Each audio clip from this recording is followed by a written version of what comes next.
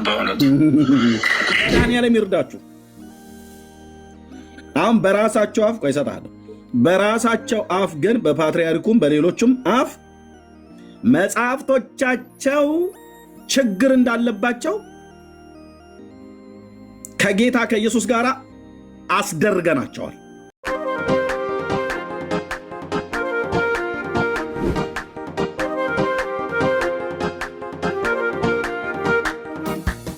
ናት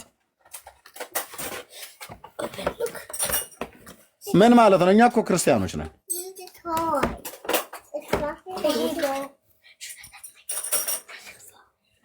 አልኩ። አንተን አይደለም ዘሮቻችሁን አሰልፈን እናስተምራችኋለን።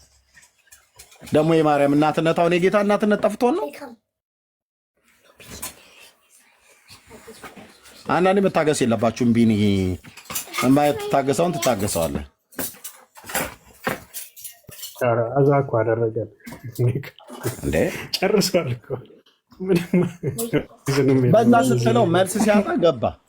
ሐዋርያዊ ቅብብሎች ነው የሆነብን። ከኔ ወደ ብሩኬ፣ ከብሩኬ ቢኒካ ደግሞ ከላከ ብሎክ አድርጉት። ገስት ላይ ካያችሁት ማለት ነው። አርፈታችሁ ቁጭ ብለህ ስማ። በጣም ብዙ ጊዜ ታግሻለሁ። በጣም ብዙ ጊዜ ሰው በሚሰበሰብበት ማለት ላይ እየመጣ ያንተን ቅዠት መስማት የለበትም። እዚህ በሺ የሚቆጠር ህዝብ ነው ገብቶ የሚሰማው። የረባ ነገር አውራ። የማርያም እናትነት ለጥያቄ የሚገባ ጉዳይ አይደለም። እኛ ፊት አምጥተህ ለጥያቄ ለምዳችኋል። ዘመናችሁን ሁሉ ስትሳደቡ ኖራችኋል። የእግዚአብሔር ህዝብ ላይ ማለት ነው። አፋችሁን ስትከፍቱ ማርያም እናቱ እኮ እንደሆነች አያምኑም ጴንጤዎች፣ መናፍቃን ይጠሏታል፣ ይከዷታል እያላችሁ ማለት ነው። አሁን ዘመን ተለወጠባችሁ። ማወዳጅ ማጠላት እንደሆነ እየታወቀ ነው። እዚህ ወንጌል አማኞች ቤት መጣ ማርያም የጌታ እናት ናት አይደለችም ብሎ መጠየቅ መሳደብ ነው። መሳደብ ለጉባኤው ያለ ንቀት ነው የሚያሳየው።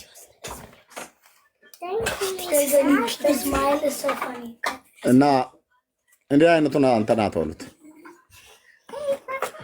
ቀጥሎ ሌሎቻችሁ አውሩ። እንግዳ ካለ ማስገባት ትችላላችሁ። ለዛውም እኮ እኔው ነግሬው ነው በግዕዝ ለዛውም ወላዲተ አምላክ ብዬው የማውቃትን ግዕዝ ጣል አድርጌበት ሁሉ ነው እኮ። ግን ያው ልጁ ትንሽ መሰረታዊ ችግር አለበት። ደግሞ ዋሽቷል። ደግሞ ሜርሲ ስትጠይቀው ላይ ነኝ አለ። አንድ ብነት አንዴ ቆይ አንድም ታውጥታ ሳይ ሲባል ሽመልስ አሁን የገባው ቆይ አንዴ ሰው ላገናኛችሁ። ሄሎ ሙሴ አለህ ወይ? ቤዛው ነኝ። እንደምን ነህ? ማልበል መርጌታ ቤዛው ነኝ። ሙሴ አለህ? ሙሴ የለም እዚህ የለም። አይ ሙሴ ቢኖር ጥሩ ነበር፣ ስለምንተዋወቅ ነው። ሙሴ የትኛው ነው? መርጌታ ሙሴ መንበሩ ነው? ሙሴ መንበሩ ገብቶ ነበር ልበል ቅድም? አይ ዛሬ አድርገው ፈለጉት። አይ አይደለም። ምንድነው እዚህ ወንድማችን ከሚናገረው ላይ የልዑል ኃይል ይጸልልሻል ሲባል ሊያነጻት እንደመጣ ያሳያል። አይደለም እዛ ላይ አንድ መንጻት ያለበት አንድ ነገር አለ ማለት ነው። ወንድማችን የሚሰማ ከሆነ ከምኑ ነበር የምትነጻው? ያንን መልስ መስጠት ይችላል። ምክንያቱም መሲሁ እንዳለ ሊቀመጥበት እንዳልፈለገ ያሳያል።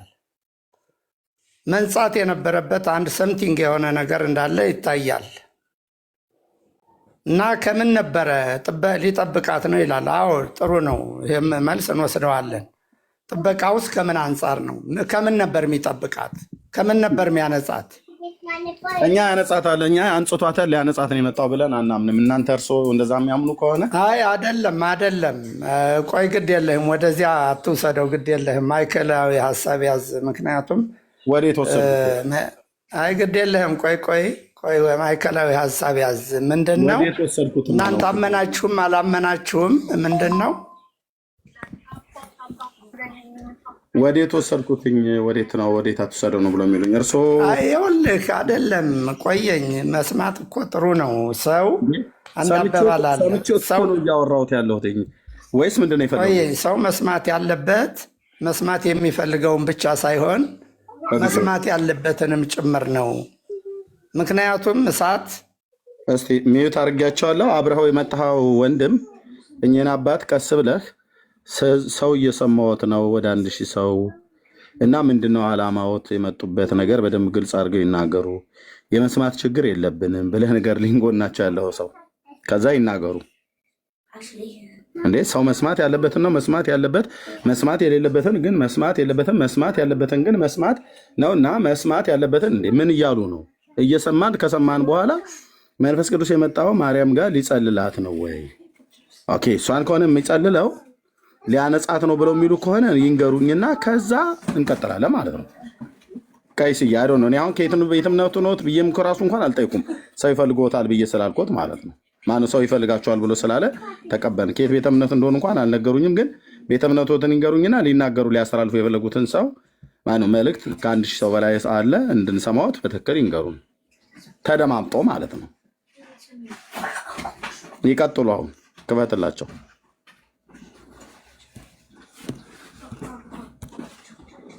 ማይኩ ሚዩት ነው። ክፈትላቸው። አብረህ ያለው ወንድም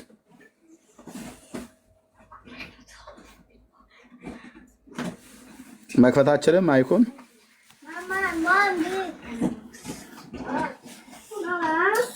እሺ፣ ከእንደገና ላክልኝ ከፈለክ ከእንደገና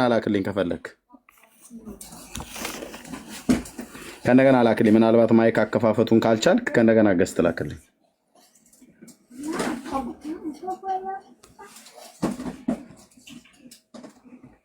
ላክልኝ ከእንደገና። ሌላ ሰው አላስገባም።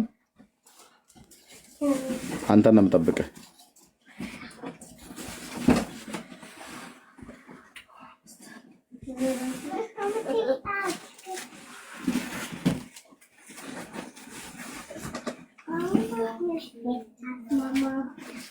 እሺ እሺ፣ አሁን ተግባባን። ከየት ቤተ እምነት ነው? የቤተ ክህነት የነገርኩህ ነው። አላዳመጥከኝም እኮ ልንገርህ እንጂ ምን ሆን ያቸኩልብኝ። አልቸኮልኩም። ኦኬ እሺ፣ እነ ገባባ እኔ ሰዋስው ኢንተርናሽናል ጎስብል ሚኒስትሪ ነው ያለሁት ነው የምልህ ያለሁት። ይህ ሚኒስትሪ አታውቀው ሊሆን ይችላል። አላውቀውም። በተሐድሶ አገልግሎት ውስጥ ነው ያሉት ማለት ነው። አዎ አዎ፣ አሁን እየመጣህ ነው። ስለዚህ ሙሴንም ያልኩት ለዛ ነው። ስለዚህ ምንድን ነው ቅድም ፌበር ምናምን የሚለው ነገር ሁላ ኦክስፎርድ ምናምን ዲክሽነሪ ይሰማ ነበረ እና ያንን አንተ በኩል ጥሩ ነው የተቀመጠው ነገር።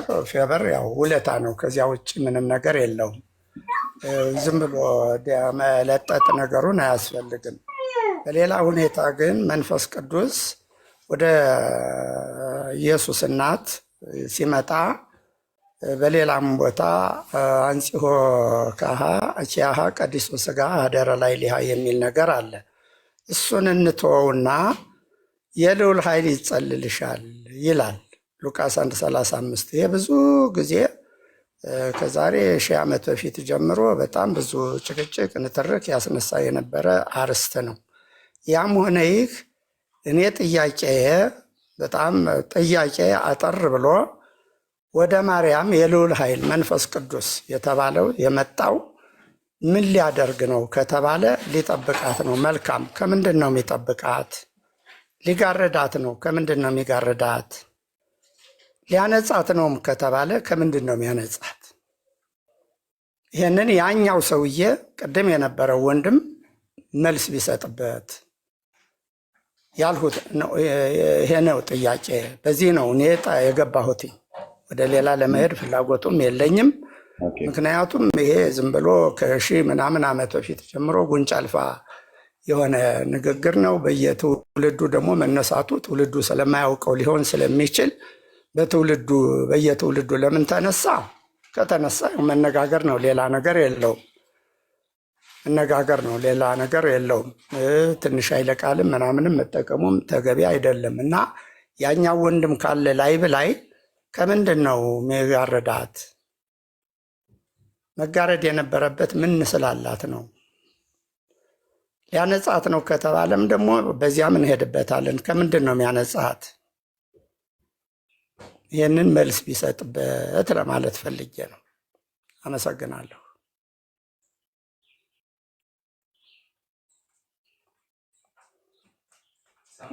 እንጃ ወጣል መሰለኝ። መምህር ልጁ እኮ የለም ወጥቷል። ልጁ ወጣ።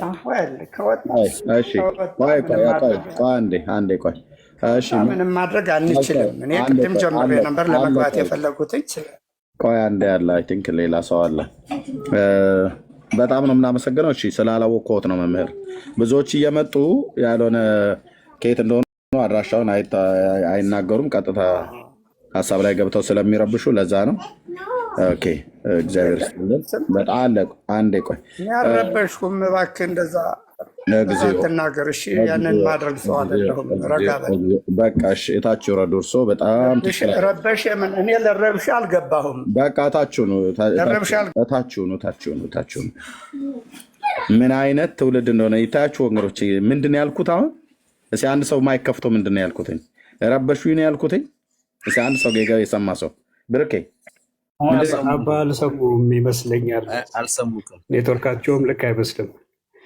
አባ ረበሹ አይደለም የተባሉት እርሶ ብዙዎች እየመጡ እንደዛ ስለሚረብሹ ለዛ ነው ከየት እንደሆኑ የተጠየቁት። እና እንደውም ይቅርታ እኮ አሉት ኤርሚዬ እና እርሱ አልሰሙም። እዛው ይሁኑ። አንተኛው ወንድም ይዛቸው የመጣው በቃ እዛው ይቀመጡ። እሳቸው ትክክል አይሰሙም፣ እየሰሙ አይደለም። ምናልባት አይዶ ነው የሆነ የተረበሸ ነገር አላቸው ማለት ነው። ምን ነው ነገር አሉት መምህር። በእኔ ውበት መጣው ተቀብዬዎት ስናገር ኧረ እባክህ አንተ ልጅ ምናምን ነገር ይሉኛል እንዴ? እኔ እኮ ያልኩት ሌሎች እየመጡ ስለሚረብሹ ስላልተዋወቀን ለዛ ነው። በጣም ይቅርታ መምህር ነው እኮ ያልኩት።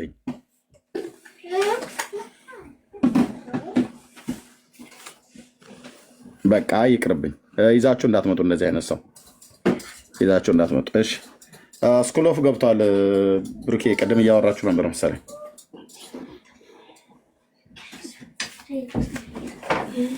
እሺ ወንድማችን። እሺ ብሩኬ ኔትወርክ አስወጣኝ። የዋይፋይ ባትሪ ነው፣ መልሼ መግባት አልቻልኩም። ይቅር በለኝ። አይ በጭራሽ። ምንድን ነበር ሀሳቡ ስናወራ የነበረው? የትኛው ሀሳብ ላይ ነበር?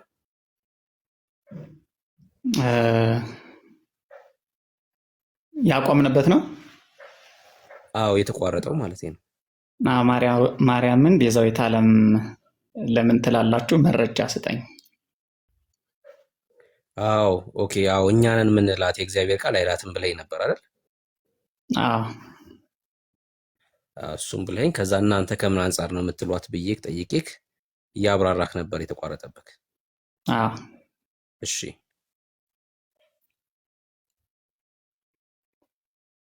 እሺ ልስማ፣ ሀሳብህን ልስማክ። ወደ ጥያቄ ሂድ ነው። ይሄው ላብራራ ማንልበት ምንልበት። አዎ የእናንተን በምን ምክንያት እንደምትሉ። አዎ እኛ መጽሐፍ ቅዱስን የምንተነትነው መጽሐፍ ቅዱስ ላይ ባሉት ቃላት ብቻ ሳይሆን መጽሐፍ ቅዱስን በቋንቋችን እንተረጉማለን። ኦሮሞ ከሆነ በኦሮምኛ፣ አማርኛ ከሆነ በአማርኛ መጽሐፍ ቅዱስን እንተረጉማለን። ግዕዝም ከሆነ በግዕዝ ቃሉን እያራባን ይሄ ማለት ይህን ለማለት ተፈልጎ ነው እንላለን። ስለዚህ ማርያምን ቤዛዊት ያልንበት መነሻችን መጽሐፍ ቅዱስን ብቻ አንልም። የመጀመሪያው ከታሪክ ከትውፊት ከዘመናቱ ከነበሩ መምህራን በቃል ቅብብሎች ከወረስነው እሱን አጣቅሰን ማርያምን ቤዛዊት እንድንላት ያስገደደን ነገር አለ። ማርያምን ቤዛዊት ስንል ከክርስቶስ ቤዛነት ጋር የማናያይዝበትና ለማርያም ብቻ የተለየ ቤዛነት የሰጠናት የዓለም ቤዛ ያልነበትን መረጃ ለመስጠት ያክል ማርያም ክርስቶስ እንደወለደች ሁላችን እናውቃለን። እናንተም ታውቃላችሁ፣ ታስተምራላችሁ። ስለዚህ ማርያም ክርስቶስን ስትወልደው ቤዛነቷ ከምኑ ላይ ነው ካልከኝ፣ መጀመሪያ ቤዛ ለምን አስፈለገን? ሙተን ነበር፣ ተፈርዶብን ነበር፣ የሰይጣን የጠላት ክስ ነበረብን። ሊያድነን ሲፈልግ ከሰዎች የመረጣት ቅድስት ድንግል ማርያም ናት። ስለዚህ ከፍርድ ልታስመልጠን የመጣች ፈጣሪ የፈጠረልን ልዩ እናት አድርጎ የሰጠን ስለሆነች ከፍርድ የምታስመልጠን ክርስቶስ መገለጫው የሆነችው መንገዱ ያደረጋት ዋጋ ክርስቶስ ዋጋ ሊከፍል የጸለለባት ስለሆነች ይችማ ቤዛችን ናት ብለን በብዙ እንተነተናለን ማለት ነው እንጂ መጽሐፍ ቅዱስ ላይ ማርያም ቤዛዊት ዓለም የሚል ቀጥታ ትርጉም አናገኝም። እሺ ለተናገርካቸው ንግግሮች ጥያቄ አለኝ፣ ግን ከዛ በፊት መጽሐፍ ቅዱስ ላይ የለም አልክ። በታሪክ ሳለ ይሄ ትምህርት እሺ፣ በቤተክርስቲያን ታሪክ ውስጥ ማርያም ቤዛዊት ዓለም ናት ብሎ ያስተማረ የሰበከ እንትን አለ? የቤተክርስቲያን አባት አለ? በትውፊት ደረጃ በቃል ደረጃ ይኸው እያልኩ ነው እኔ። አይ እኔ አንተ የቤተክርስቲያን አባት ነህ እንዴ? አንተ የአንድ ቤተክርስቲያኑ አባል ነኝ እኔ። ያኔ የቤተክርስቲያን አባቶች ከሆኑት ማርያም የዓለም ቤዛ ናት መጽሐፍ ቅዱስ ላይ የለም። እሺ ቀደምት የሆኑት አባቶችስ የዓለም ቤዛ ናት ብለው አስተምረዋል? እነዚህን ብጠቅስልህ መረጃ ይሆናል። አንተ ከጠቀመ ብዙ ጠቅሳለሁ። አባ ጊዮርጊስ ዘጋስጫን ጠቅሳለሁ። አይደለም አይሆንም ስለምትለኝ ነው። እኔ የኢትዮጵያ ኦርቶዶክስ አባቶች አይደለም ያልኩ፣ በዓለም አቀፍ ደረጃ ካሉት አባቶች አሁን አባ ጊዮርጊስ ዘጋስጫ የቤተክርስቲያን አባት ኢትዮጵያዊ ናቸው፣ እንነቃቸዋለን ኢትዮጵያዊ ስለሆኑ። እሺ ከውጭ ለጥቀስ አላልኩም፣ እንደዛ እያልኩ ሳይሆን እሺ ከውጭ ጥቀስ እያልከኝ እኮ ነው። አይሚን ብሩኬ እኮ የቤተክርስቲያን አባት አይደለም አባ ጊዮርጊስ ዘጋስጫ። ለኢትዮጵያ ኦርቶዶክስ ሊሆን ይችላል እንጂ አሁን ለምሳሌ የቤተክርስቲያን አባቶች ተብሎ የሚታወቁት እና አትናቴዎስ ምናምን ናቸው፣ እና ከነሱ ነው እያልኩ ያለሁት። ከነሱ የዓለም ቤዛ ብለው ሰብከው አስተምረዋል ወይ ነው ጥያቄ። ከእነሱ መረዳት ውስጥ አልደረስኩም። የእነሱን ቀጥታ ቤዛ ብለው እነሱ አስተምረዋል አይደለም፣ ግን ከቅዱስ ያሬድ፣ ከቅዱስ ኤፍሬም ሶርያዊ፣ ከአባ ጊዮርጊስ ዘጋስጫ። ቅዱስ ኤፍሬም ሶርያዊ ምን በሚለው መጽሐፉ ላውጣለች? ውዳሴ ማርያም ላይ። አይ በኢትዮጵያ በአማርኛ የተረጉመው ቀጥታ እሱ ከጻፈው መጽሐፉ ለምሳሌ ከፍቺ ላውጣለች ላለው ኤፍሬም ሶርያዊ በስንተኛው መቶ ክፍለ ዘመን ነው የነበረው? ይህን ሁሉ ታሪክስ እንኳን አላውቅም። እስቲ እንድማር እድል እየሰጠኝ ነው፣ እማራለሁ። እሱ ከጻፈው መጽሐፉ ከሆነ ላውጣለች ላለው፣ ኢትዮጵያኖች ከተረጉሙት ከሆነ እሱ ከሱ አይደለም። ራሱ ከጻፈው ከሆነ ግን ከሆነ ላወጣለች ላለው ነው። እሱ ከጻፈው አይደለም። እሱ ከጻፈው አይደለም። እሺ ቼክ አድርግ። እሺ በቃ እንደዛ ይሻላል። ቀጣዩ ምንድን ነው? በአራተኛው መቶ ክፍለ ዘመን የነበረ አባት ነው ኤፍሬም ሶርያዊው። እሺ ቀጥሎ ላነሳለ የነበረው ጥያቄ ምንድን ነው? እሷ ልዩ አድርጎ ፈጥሮልናል አልክ። አሁን በቤተክርስቲያን ታሪክም በደንብ አላየሁም ላሳይ አልችልም ብለኛል። ስታብራራ ግን የሰጠኝ አንድ ማስረጃ ምንድን ነው? ልዩ አድርጎ ፈጥሯታል አልክ። ምን ማለት ነው ልዩ አድርጎ ፈጥሯታል ማለት? ልዩ አድርጎ ፈጠራት ማለት አምላክን መሸከም የሚያስችል ቁመና ሰጥቷት ማለት ነው። ረዘም ማለች ነው ቁመና። እንግዲህ በቁመት አይደለም ዳይሬክት ዲክሽነሪው ቁመቷን አይደለም የሚገልጽ። ቁመና ማለት ሁላችንም ሲፈጥረን የተለያየ መልክና አምሳል ሰጥቶናል። ከዛ ውስጥ ሰው እንድንመስል ሰው እንድንሆን የምንመዛዘንበት አለ። እጥረት፣ ቁመት፣ ውፍረት፣ ግዝፈት ብለን እኮ ምን አይነት ቁመና ነው የሰጣት? እሷ ስልክ ተደውሎ ምናልባት ኮኔክት አስወጣኝ ነበረ። ማተር ኦፍ ሰከንድ ዘግቻለሁ። እሷን ልዩ ናት። ልዩነቷን አስረዳኝ ከሆነ ልዩ የተባለችበትን ልንገር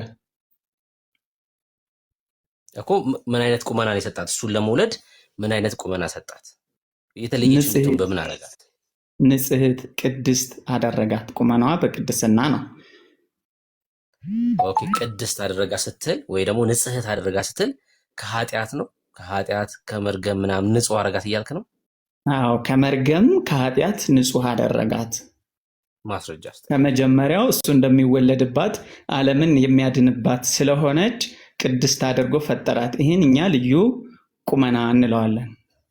እስኪ ማስረጃ አስተይ ለዚህ ንግግር። ማስረጃ ቅድም ሲጠቀስልህ ነበረ ሉቃስ 1 ጀምሮ እኮ ሉቃስ 1 ላይ ንጽሕት ናት ቅድስት ናት የሚል ያሳይ። የገብርኤልን ብስራት ያለበት የለም እኮ ንጽሕት ናት ንጽሕት ነሽ ብሏታል ገብርኤል። ንጽሕት ነሽ ብሏታል። በነገራችን ላይ ከሴቶች መካከል የተባረክሽ የሚለው ቃል ወንዶችን አይጨምርም። ከሴቶች መካከል የሚለው ቃል ከሴቶች ነው። ለምን? መውለድ የሚችሉት ሴቶች ስለሆኑ ማለት ነው። ብዙ ሴቶች መውለድ የሚችሉ አሉ፣ ግን ከሴቶች መካከል ብዙ ሴቶች መውለድ የሚችሉ የሉም። ስህተት ነው። አሁን ይሄ ንግግር ስህተት ነው። ብዙ ሴቶች መውለድ የሚችሉ የሉም። ከሴቶች መካከል ክርስቶስ ሲወለድባት ቀድሞ ያዘጋጃት እሷን ስለሆነ ነው እንጂ ወንድ ሌላ ልጅማ የወለዱ አሉ፣ የኔና ያንተን ጨምሮ። አይደለም። አሁን ለምሳሌ ይኸውልህ ከሴቶች መካከል ሲል ከኢትዮጵያውያን ሴቶች መካከል አይደለም። እስማማለሁ በዚህ ሀሳብ? እስማማለሁ። ከአዳም በሔዋን ዘር ከተቆጠሩ ሴቶች ጀምሮ የማርያምን እናት ጨምሮ ሁሉም ክርስቶስ ሊያድርባቸው የተመረጡ አይደሉም። የተመረጠች እሷ ናት ለማለት ነው።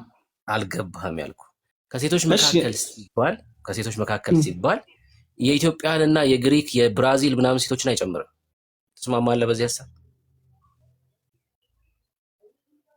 አይደለም ወንዶች ማለት ነው።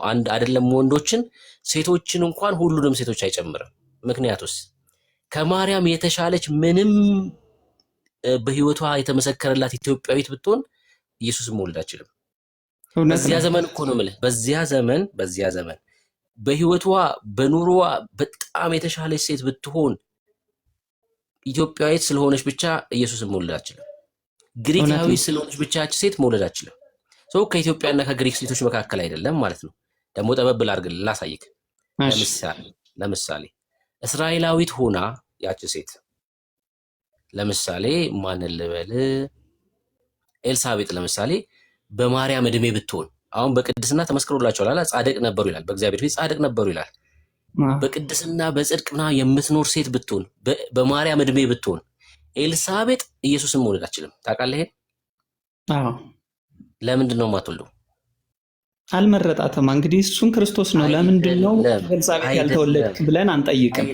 አይደለም ስላልመረጣት አይደለም። አየህ ስላልገባት ነው። አሁንም ደጋግሜ የምነግርህ ስላልገባኝ ሳይሆን የሆነውን ስለምመሰክር ነው እንጂ ስላልገባኝ ሳይሆን አሁን ለምን ከሴቶች መካከል ብሩኬ ላሳይቀኝ እኔ ነው መመለስ ያለብኝ። ስመልስ ደግሞ አልገባህም ስትለኝ ማስረጃዬን ነው መገንዘብ ያለብህ። አይደለም አንተ ስለ ምርጫ ነው የምታወራው። ላሳይክ ምን እንደሆነ ስተቱ ላሳይክ። ማርያም ምንድን ነው ነገዷ? ምንድን ነው ማርያም ነገዷ ማለት የማንዘር መሆኗ ነው። አዎ አየህ፣ ለምንድን ነው ከዳዊት ወገን የሆነችው? ማለት ከዳዊት ወገን ከሆነች ሴት ለምንድን ነው ኢየሱስ የተወለደው? ኦኬ፣ ከዳዊት ወገን ክርስቶስን ይመጣል ብለው ነቢያት ከተናገሩት ይመጣል ብለው ከሚጠባበቁት ወገን በትንቢት የተነገረላቸው ስለሆነ እግዚአብሔር አስቀድሞ ኪዳን አድርጓል አይደል ከዳዊት ጋር። ከዳዊት ዘር ከምትሆን ከልጅ ልጅ ተወልጄ አድንሃለሁ የሚል ትንቢት ስላለው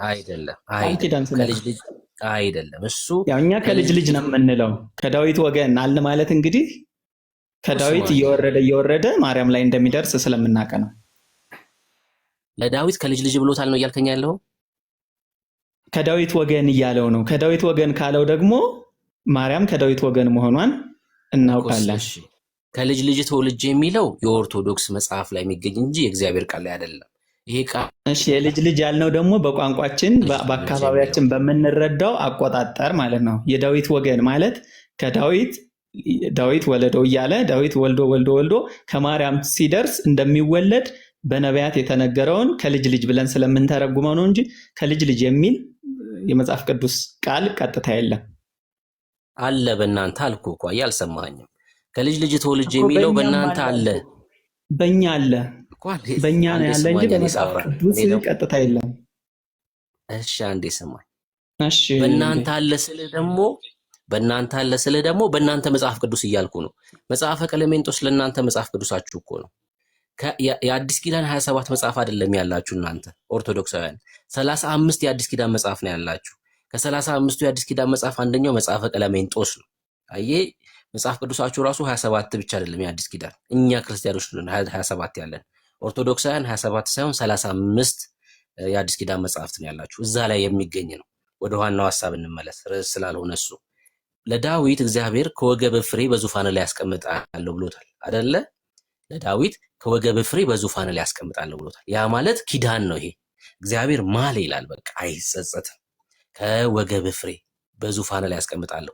ያ ማለት በዛ ሰዓት የተባረከች የተወደደች ምናምን ሴት እንኳን ብትኖር የዳዊት ልጅ ካልሆነች ኢየሱስን መውለድ አትችልም። አየህ፣ የማርያም መመረጥ አንደኛው መስፈርት ምንድነው? የዳዊት ልጅ መሆኗ ነው። የዳዊት ልጅ ናት።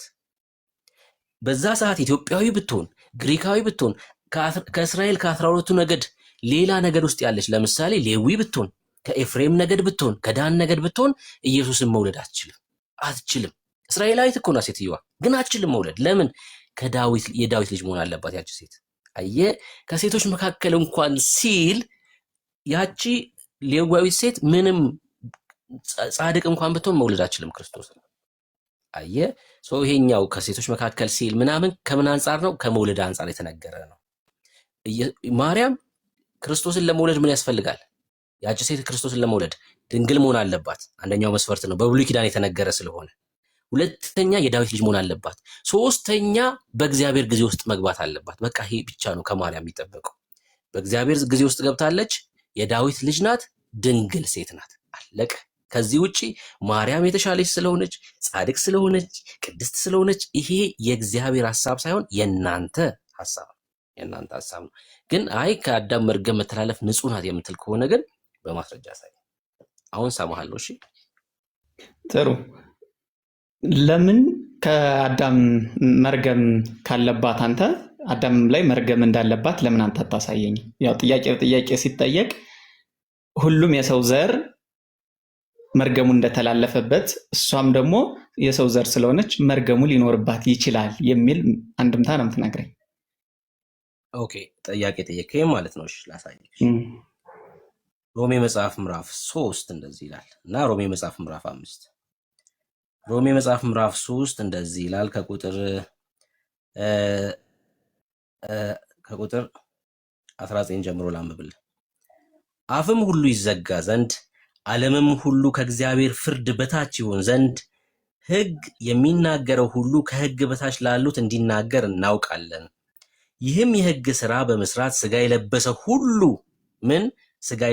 ሁሉ በእርሱ ፊት ስለማይጸድቅ ነው። ኃጢአት በሕግ ይታወቃልና ምን የሆነ ሥጋ የለበሰ ሁሉ። አሁን ግን በሕግና በነቢያት የተመሰከረለት የእግዚአብሔር ጽድቅ ያለ ሕግ ተገልጧል። እርሱም ለሚያምኑት ሁሉ የሆነ በኢየሱስ ክርስቶስ በማመን የሚገኝ የእግዚአብሔር ጽድቅ ነው፣ ልዩነት የለም። ሁሉ ኃጢአት ሰርቷልና ይላል። ማን ይላል? ሁሉ ኃጢአት ሰርቷል ይላል። አስቀድሞ ሥጋ የለበሰ ሁሉ በእርሱ ፊት ስለማይጸድቅ። ማርያም ሥጋ ለብሳለች አይደል? አዎ። ሥጋ የለበሰ ሁሉ በእግዚአብሔር ፊት አይጸድቅም። ቀጥሎስ ሁሉ ኃጢአት ሰርተዋልና የእግዚአብሔር ክብር ጎሏቸዋል። ሁሉ የሚለው ውስጥ ማርያም አለች የለች? ሁሉ ስላለ ማርያምን አያካትትም። ሁሉ የሚለው ማለት ደግሞ ሙሉ ነው የምትለኝ ከሆነ እዛው ላይ ከፍ ብለህ አንድ 2-3 አረፍተ ነገር እንደዘለልክ ሥጋ የለበሰ ሁሉ ይላል። ክርስቶስ ሥጋ ለብሷል አልለበሰም ብለህ አዎ ለብሷል አዎ አልለበሰም የሚል ክርክር ነው የምንገባው። ክርስቶስ ሥጋ ለብሷል ካልከኝ ሁሉም የሚለው ማርያምን አይገልጽም ልል ፈልጌ ነው ባጭሩ። ይገልጻል። ሁሉ የሚለው አሁን በደንብ ስማኝ፣ ክብር ለኢየሱስ ይሁን። ሁሉ የሚለው አሁን ለምሳሌ ከፍ ብላ አንብበው ስትለኝ ቁጥር ስንት መሰለ? ቁጥር 20 ላይ ማለት ነው። ይህም የሕግን ሥራ በመስራት ሥጋ የለበሰ ሁሉ በእርሱ ፊት ስለማይጸድቅ ሲል ሥጋ ስለለበሰ ክርስቶስንም ይጨምራል ነው የአንተ ሙግት። ለዛ ሁሉ የሚለው ክርስቶስን ይጨምራል እያልኩ ሳይሆን ሁሉ የሚለው ቃል በአንተ አተናተን ማርያምን ሁሉ የሚለው አያካትታትም እያልኩ ላሳይክ ነው። ስለሱ ላሳይክ ነው። ሁሉ የሚለው ሰውን ሁሉ ሥጋን የለበሰ ሁሉ ከሆነ በዚህ ትርጓሜ ክርስቶስን ሊያካትትብህ ነው እያልከኝ ያለው። ስለ ክርስቶስ ኢየሱስ ሲናገር መጽሐፍ ምን ይላል መሰለ? በዕብራውያን መጽሐፍ ምዕራፍ 4 ላይ ከኃጢአት በቀር በነገር ሁሉ እኛ መሰል ይላል። አየህ፣ ከዚህ ሁሉ ከሚለው ውስጥ ኢየሱስን ብቻ ነጥሎ ሲያወጣው መጽሐፉ ምን አለ? ከኃጢአት በቀር ኃጢአት የማያውቀው ንጹሕ የእግዚአብሔር በግ እንደሆነ ነገረ። ለምን እሱን ነጠለው? ሁሉ ከሚለው ውስጥ ኢየሱስን ነጠለው፣ አወጣው። አየህ፣ ኢየሱስና ማርያም አላለ። ኢየሱስን ብቻ ነጥሎ ከኃጢአት በቀር ኃጢአት የማያውቀው ንጹሕ የእግዚአብሔር በግ መሆኑን መጽሐፍ መሰከረለት ስለሱ። ሁሉ የሚለው ውስጥ አንተ እንዳልከው ኢየሱስን እንዳንከተው ማለት ነው። ስለሷ ግን እንደዚህ ተብሎ አልተጻፈም። ሁሉ የሚለው ውስጥ ገባች እሷ። ለምን? የአዳም ልጅ ስለሆነች። ይሄው ሌላ ዘር እኮ የለም፣ ሌላ ዘር የለም። የሆነ ተአምር ተፈጥሮ ከእናቷ ማህፀን የሆነ ሰዓት ላይ ይሄን ዘር እግዚአብሔር እስካላቋረጠው ድረስ የአዳም ልጅ ናት እሷ። ይሄ ሊቋረጥ አይችልም። ኢየሱስ ጋር ሲመጣ ግን የእግዚአብሔር ስራ ተሰራ። የእግዚአብሔር ስራ ተሰራ። ምን? የአዳም መተላለፍ ሞት ወደዚህኛው እንዳይመጣ ማለት ነው። ለምን? ንጹህ ዘር ስለሚያስፈልግ። ማርያም በተፈጥሮዋ የአዳም መርገም መተላለፍ ከሌለባት እኮ እግዚአብሔር ወደ ምድር ሲመለከት አንዲትን ንጽሕት ሴት ነው መመልከት ያለበት። ከዛስ በእሷ በኩል ሰዎች እንዲድኑ ነው ማድረግ ያለበት። ንጹህ ግን አልተገኘም። በምድር ላይ ሁሉ በዳይ፣ ሁሉ ኃጢአተኛ ነው። ለዛ ነው እግዚአብሔር ክንዱን መላክ ያስፈለገው እና የኢየሱስ መምጣት ንጹህ አለመገኘቱ ነው። ሁሉም በዳይ በመሆኑ ነው። በጣም የሚገርመውን ነገር ላሳይክ ወንድም አለ። ማርያም ንጹህ ከሆነች የክርስቶስ ሞት አያስፈልጋትም የሚል ትርጓሜ ያለው። በአዳም መተላለፍ ካልሞተች ማርያም፣ በደል ካልተገኘባት የኢየሱስ ክርስቶስ የመስቀል ስራ ለማርያም አያስፈልጋትም ማለት ነው። አየ፣ በጣም አደገኛ ትምህርት ነው። አደገኛ ትምህርት ነው። እንደዛ ብለህ ነው የምታምነው? የኢየሱስ ክርስቶስ የመስቀል ስራ ለማርያም አያስፈልጋትም ብለህ ነው የምታምነው? ያስፈልጋታል። ይሄን ደግሞ እኔ ስላልኩ ሳይሆን እሷ እንደሚያስፈልጋት ምስክርነት ሰጥታለች። ቴንክ ዩ። ያስፈልጋት ምን ስለሆነች ነው የመስቀል ስራው? የሰው ልጅ ስለሆነች እኮ። የሰው ልጅ ስለሆነች ምን የክርስቶስ የመስቀል ስራ ለእርሷ ምን ያደርግላታል? ከሞት እንደሚያድናት ተናግራለች። መድኃኒቴ ብለዋለች። ሞት ውስጥ ነበረች ማለት ነው። ወደፊት ከሚመጣ ሞት የሰው ልጅ ስለሆነች ወደፊት ከሚመጣ ሞት ማለት ምን ማለት ነው? በአዳም በኩል አድርገው የመጣብን ሞት አለ አይደል? የሰው ልጅ በመሆናችን ሁላችንም የሚያገኘን ሞት። ስለሷ አሁን ለምሳሌ የክርስቶስ የመስቀል ስራ ለእርሷ ያስፈልጋታል አልከኝ አይደል? አሁን ክርስቶስ ተሰቅሎ ካዳናቸው መካከል ለማርያምም ተሰቅለዋል ወይ ነው ጥያቄ። አዎ ሰው ናትና ለእሷ ተሰቅለዋል አልኩ። እሱንም ምስክር የሰጠችው መድኃኒቴ ነው በማለት ነው አልኩ። ግን ኃጢአት ስላለብን ለሁላችን ኃጢአት ስለሆነ የተሰቀለው ክርስቶስ ኃጢአት ስላለብን እሷም ኃጢአት ነበረባት ወይ ማለት አይደለም። እሷ መድኃኒቴ ስትለው ቀድሞ የጠበቀኝ እያለችው እንደሆነ እየነገርኩ። ቆይ መድኃኒቴ ላይ አይደለም፣ መድኃኒቴ ላይ ሳይሆን የክርስቶስ መድኃኒቴ የሚለው ላይ እንመጣለን። ችግር የለውም። መድኃኒቴ ያለችው እኮ እሱን መሰለኝ። ቆይ የክርስቶስ ሞት አስፈልጓታል ብለኸኛል አይደል? አንተ ያስፈልጋል። የክርስቶስ ሞት ለአንተ ለምንድን ነው የሚያስፈልግህ? ኃጢአት ስላለብኝ። ለማርያም የክርስቶስ ሞት ለምንድን ነው የሚያስፈልጋት? አዳም ጀምሮ የመጣ ኃጢአት ስላለ ከዛ ኃጢአት ደግሞ የጠበቃት ክርስቶስ ስለሆነ ኃጢአት እንዳይነካት ያደረጋት ስለሆነ። እንዴ በሞቱ ነው እንዳይነካት ያደረጋት? ሲሞት ነው እንዳይነካት ያደረጋት የመጣው ሞት? በሞቱ አይደለም። በሞቱ እኔ ስለ ሞቱ ነው እያወራሁ ያለው። ገብቶሃል እኮ ሀሳቡ ገብቶሃል። እኔ አንተ ልቃረን ፈልጌ አይደለም። ክርስቶስ ራሱ ያደረገው ስለሆነ ይህን ደግሞ መመስከር ስላለብኝ። በሞቱ ያገኘችው ነገር አለ ማርያም? በክርስቶስ ሞት ያገኘችው ነገር አለ? በክርስቶስ ሞት እሷን ፐርሰናሊ ለብቻዋ ነጥለን አይደለም የምናወራው እኮ። ገብቶሃል? እንደ ሰው ልጅ በአዳም የመጣ በደል በእሷ ያርፍባት ነበር እንደ ሰው ልጅ ስናስበው። ግን ክርስቶስ በአዳም ሞት ከነበረው ፍርድ እሷን አንጽቷታል፣ አድኗታል። ምክንያቱም እሱ የመረጣት አስቀድሞ ነው እንጂ በመሞቱ አይደለም። በምንድን ነው ያዳናት? በሞቱ ነው ያዳናት።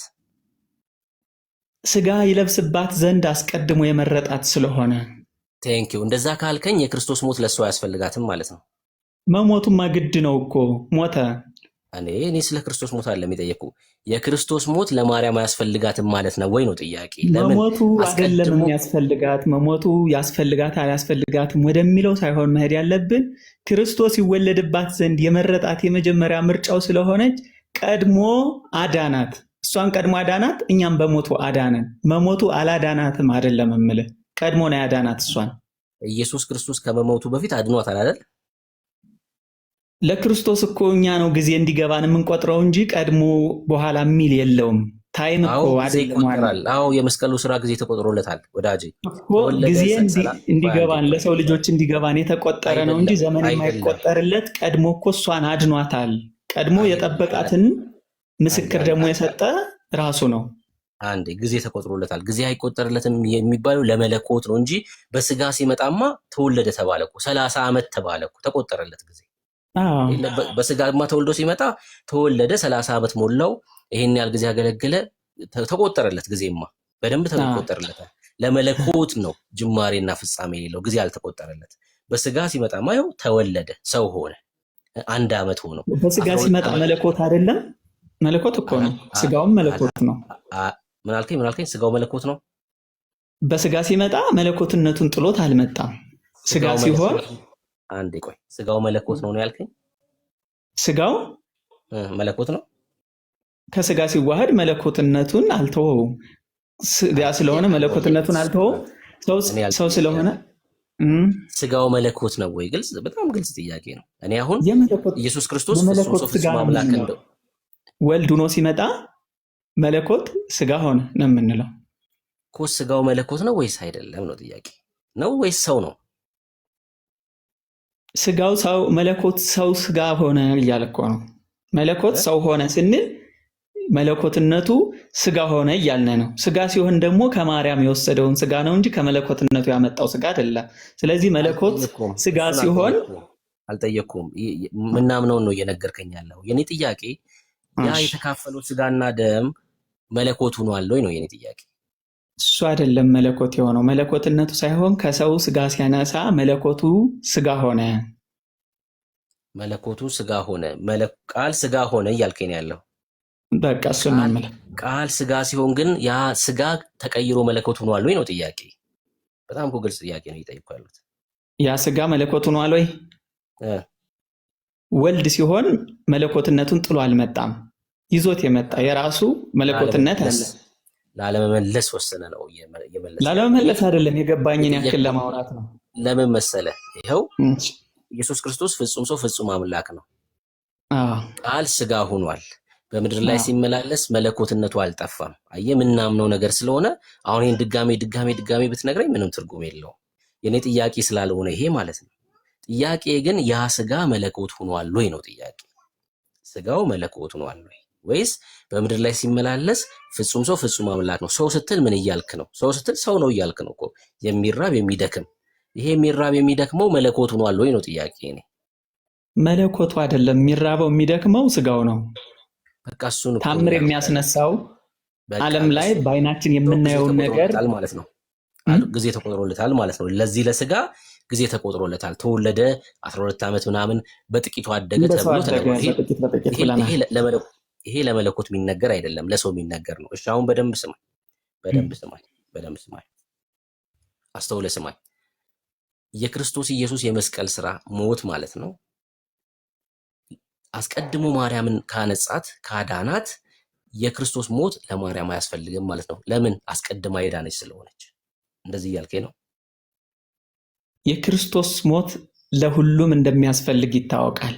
የክርስቶስ ሞት አይደለም እያወራሁ ያለው ስለ ማርያም ነው እያወራሁ። ይሄ ይታወቃል። አሁን የሚታወቀውን ሳይሆን ክርስቶስ መሞት ነበረበት ለማርያም ወይስ ሳይሞት ያድናት ነበር ነው ጥያቄ። ከመሞቷ በፊት አንጽቷታል፣ አድኗታል አይደል ያልከኝ? ከመሞቷ በፊት አስቀድሞ የጠበቃት ናት።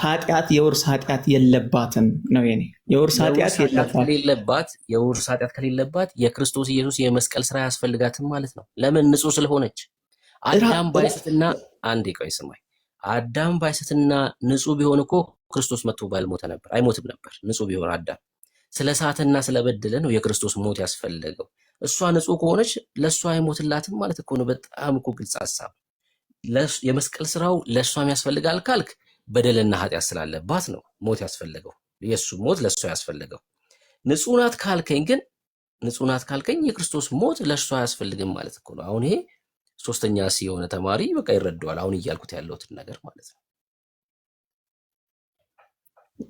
አንተ የምትለውን እኮ እረዳሃለሁ። አንተ የምትለውን ማላምነው እንጂ የምትለውን እኮ እረዳሃለሁ። ከምን አንጻር እንደምትለኝ እረዳሃለሁ። ካስተምሮ አንጻር ነው። ከኛ አስተምሮ አንጻር ደግሞ በኦርቶዶክስ ዶግማና ቀኖና ዶግማው ይሄ ነው ቀኖና ይሄ ነው ብሎ እንደሚማር እንደሚያውቅ ምዕመን የምረዳው የውርስ ኃጢአት የለባትም፣ አስቀድሞ ጠብቋታል። አስቀድሞ ከጠበቃት ደግሞ እንደዛ ይሻላል። ጥቅስ ሰውን እንዳና ደግሞ ጥቅስ ብቻ አስተያየት ሌላም ሰው እንድንቀበል አስቀድሞ እንደጠበቃት ደግሞ የገብርኤል ብስለት ላይ የተጠቀሰው ቅድስት ነሽ ብሏታል። ቅድስት ነሽ የተባለ ሁሉ ግን እንደ ማርያም ቅድስት አይደለም። ብዙ ቦታ ቅዱስ ተብሏል። እኛም ራሱ እርስ በርስ ቅዱሳን እንባባላለን። እናንተ ቅዱሳን ናችሁ ስለተባለ ምን ላይ ነው ቅድስት ነሽ አላት?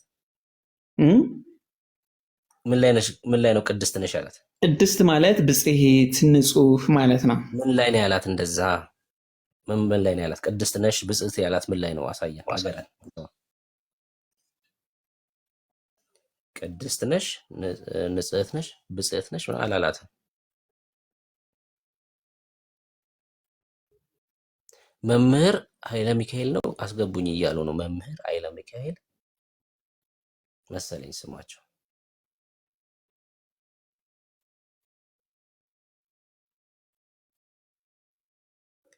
ጥቅስ ሊያወጣልን ነው። ጥቅስ ሊያወጣልን አላላትም። ቅድስት ነሽ ብጽዕት ነሽ እሷ ናት እኮ ብጽዕት ይሉኛል ያለችው እሷ ናት እንጂ ለዛውም ስላመነች እኮ ነው።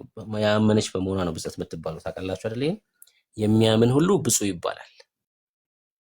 ኖ ፓስተርዬ ነው አይበጭም። ብሩኬ አስገባቸው። እሺ ኖ ቆይ ቤካዬ ቆይ እሱ ውጭ ኦሮሞ ስለጨረሰ ይገባሉ። ጨርሷል። እሱ ጨርሰናል ከሱ ጋር ና ቤካ ተመለስ።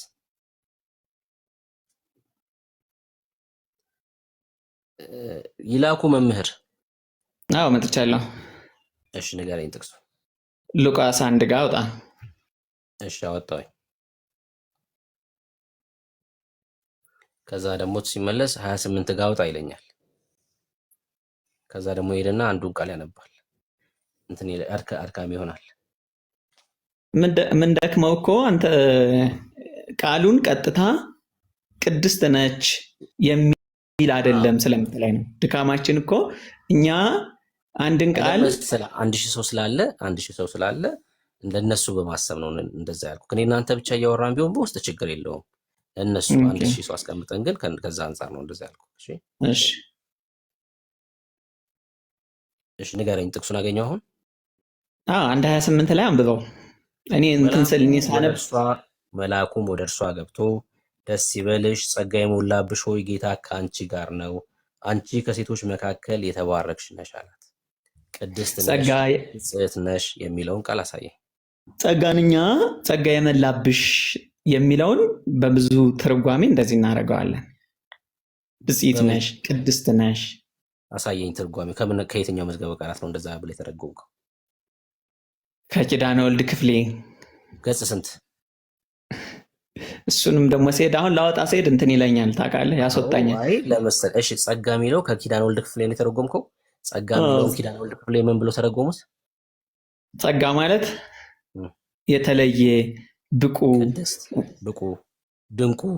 እሺ ኤርሚዬ ላስቸግርህ፣ ኪዳነ ወልድ ክፍሌን ክፈትልን ወይ ደግሞ ቴዳን አገባ፣ ከሁለት አንዳችሁ። አሁን እንደሌለ እናሳየው። ጸጋ ማለት ብቁ ድንቁ ምናምን ብሎናል ወንድማችን። እስኪ ያሳይ እንየው። ኪዳነ ወልድ ክፍሌ እንደዛ ብለው ከተረጎሙት ኤርሚ ያልክ ወይ ቴዳ ወይ ላክልኝ። ቤት ከሆንክ ማለት ነው ቴዲ አይልም እንደዛ። ብቁ ድንቁ ጸጋ ማለት ነውና ጸጋ ማለት ሀብት፣ ገንዘብ፣ ንብረት እንደዚህ እያለ ብዙ ነው የሚሄደው። እሺ ታዲያ እሺ በዚህ በአሁኑ ትርጓሜክ ጸጋ የሞላብሽ ሲላት ሀብት የሞላብሽ፣ ንብረት የሞላብሽ፣ ገንዘብ የሞላብሽ፣ ከብቶች የሞሉብሽ እንደዛ እያላት ነው። ታዲያ እንደዛ እንዳልሆነ ለመንገር ነው በየአንድምታው በየአውዱ የምንለውም ለዛ ነው። አሁን እኮ እንደዛ ያልከኝ ጸጋ የሚለውን የተረጎምክልኝ አንተ ነህ። ሀብት ንብረት ሀብት ማለት ምንድን ነው? መንፈስ ቅዱስ የሚሰጠው ሀብት የገንዘብ ሀብት አለ፣ የጸጋ የመንፈስ ቅዱስ ሀብት አለ። ከዚህ መንፈስ ቅዱስ ሀብት ደግሞ ከሰዎች መካከል መርጦ እሱን እንደምትወልድ ሀብት ሰጣት። ሀብትነቱ ምንድን ነው? ፈጣሪን ያክል ፍጡር የሚሸከምበትን ሀብት ሰጣት። ይህን ሀብቷን ደግሞ እኛ ቅድስት እንለዋለን። ፈጣሪን ቅዱስ የሆነውን ስጋ የማይችለውን መለኮት የተባለለትን ያን መሸከም የሚችል ቅድስና ስለሰጣት ያንን ሀብት ብለን የልዑል ኃይል የሰጣትን ኃይል ያንን ነው ቅድስት የምንለው። በቃ እንደዚህ እናድርግ። አሁን ዛሬ በጣም ረዥም ሰዓት አውርተናል። በጣም ብዙ ሰዓት ነው የሰጠኸኝ። ተምሬያለሁ። ነገም እገባለሁ እማራለሁ ከታችሁኝ ማለት ነው። ትምህርታችሁ ደስ ይላል፣ እንድንነቃ የሚያደርግ ነው። ደግሞ የተሻሉት በቃ አይ ፕሮቴስታንት ይሻላል ቢሉም ደግሞ ወደ ፕሮቴስታንት እንዲመጡ አይ ፕሮቴስታንት ልክ አይደለም ብለው እንዲመጡ እድል ነው ያመቻቻችሁት። እኔ ፐርሰናሊ አልኮንናችሁ። ይህን ሃይማኖት ካልተቀበላችሁ ውግዝ ናችሁ አልም። መማማር ነው። ታንኪዩ እድልና ጊዜ ስለሰጣችሁኝ። እሺ እኔ ደግሞ ወደ ፕሮቴስታንት እንድትመጣ ሳይሆን ወደ ጌታ እንድትመጣ ነው የምፈልገው። የእግዚአብሔርን ቃል በደንብ አንብብ። አነባለሁ። ምንድነው ዋናው ነገር የዘላለም ህይወት ስለሆነ ማለት ነው። አሁን በጣም ብዙ ጊዜ ኦርቶዶክሳውያን ይመጡና ምን ይላሉ መሰለ 3000 ዓመት ዘመን ያሳለፈች ስንዱ መቤት ዘርፋፋ መቤት እንደዚህ ይሉናል። እና ጥሩ ነው። አሁን እቺ ማትሳሳት እሱ ወደ መበሻሸቅ ሲሄድ ነው እኛ እንሳሳትም የሚባል ነገር ሐሳቡን ብቻ ችግር የለውም። ሐሳቡን ብቻ አሁን እቺ ረጅም ዓመት ያስቆጠረች በቃ በጣም በእድሜ አንጋፋ ሆነች ምናምን ቤተክርስቲያን ውስጥ መኖርክ የዘላለም ዋስትና እንዳለክ የዘላለም ህይወት እንዳለክ እርግጠኛ የማያደርግ ከሆነ ትርጉም የለውም። ዋናው እንድታይልኝ የፈለኩት እንድትይዘው የፈለኩት ፖይንት ምንድነው? ሰው እምነት ያስፈልገው ነገር እምነት ለምንድነው ለሰው ልጅ የሚያስፈልገው? ለምንድነው ሰው ክርስቶስን የተከተለው የሚለውን ነገር ስናስብ መጨረሻችን ነው ዋናው ነገር። እኔ ከኦርቶዶክስ ቤት እንደወጣ ያደረገኝ ዋናው ቁልፌ ስለሆነ ነው።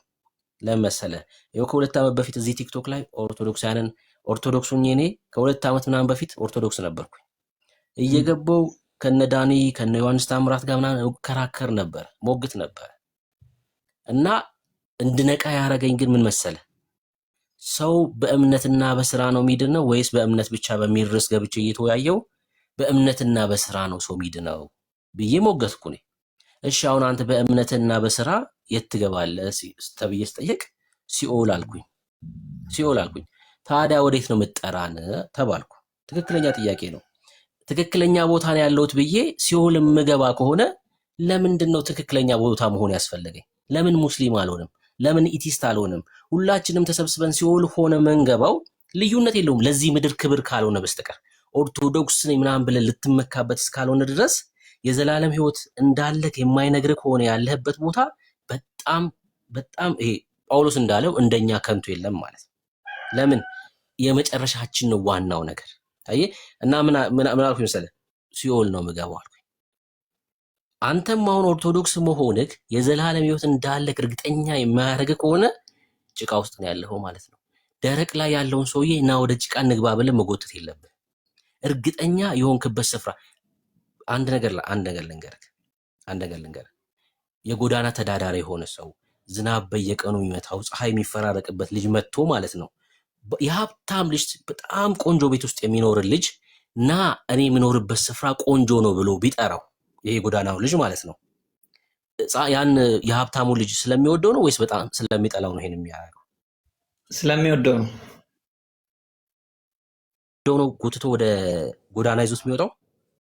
ጎዳና ላይ የሚሰማው ሰላም በራሱ እይታ ሰላም ነው ብሎ ስላሰበ፣ ለምሳሌ የቤተ መንግስት ቤት ውስጥ እየኖርክ እየበላህ እየጠጣህ ግን የምትሰራው ስራ ምቾት የማይሰጥ መስሎ ከተሰማው ጎዳና ይሻለኛል ብሎ ጎዳና ላይ እያለ ወይም ደግሞ በችግር ውስጥ እግዚአብሔር አብሮት እያለ ከሆነ ና ጎዳና ይሻልሃል ሊል ይችላል። አሁን ኦርቶዶክስ የቤተ መንግስት ቤት ነው፣ ፕሮቴስታንት ደግሞ ወደ ጌታ ቤት መምጣት የሀብታም ቤት ነው የጎዳና ቤት ነው ብለን ልናወዳድረው አንችልም።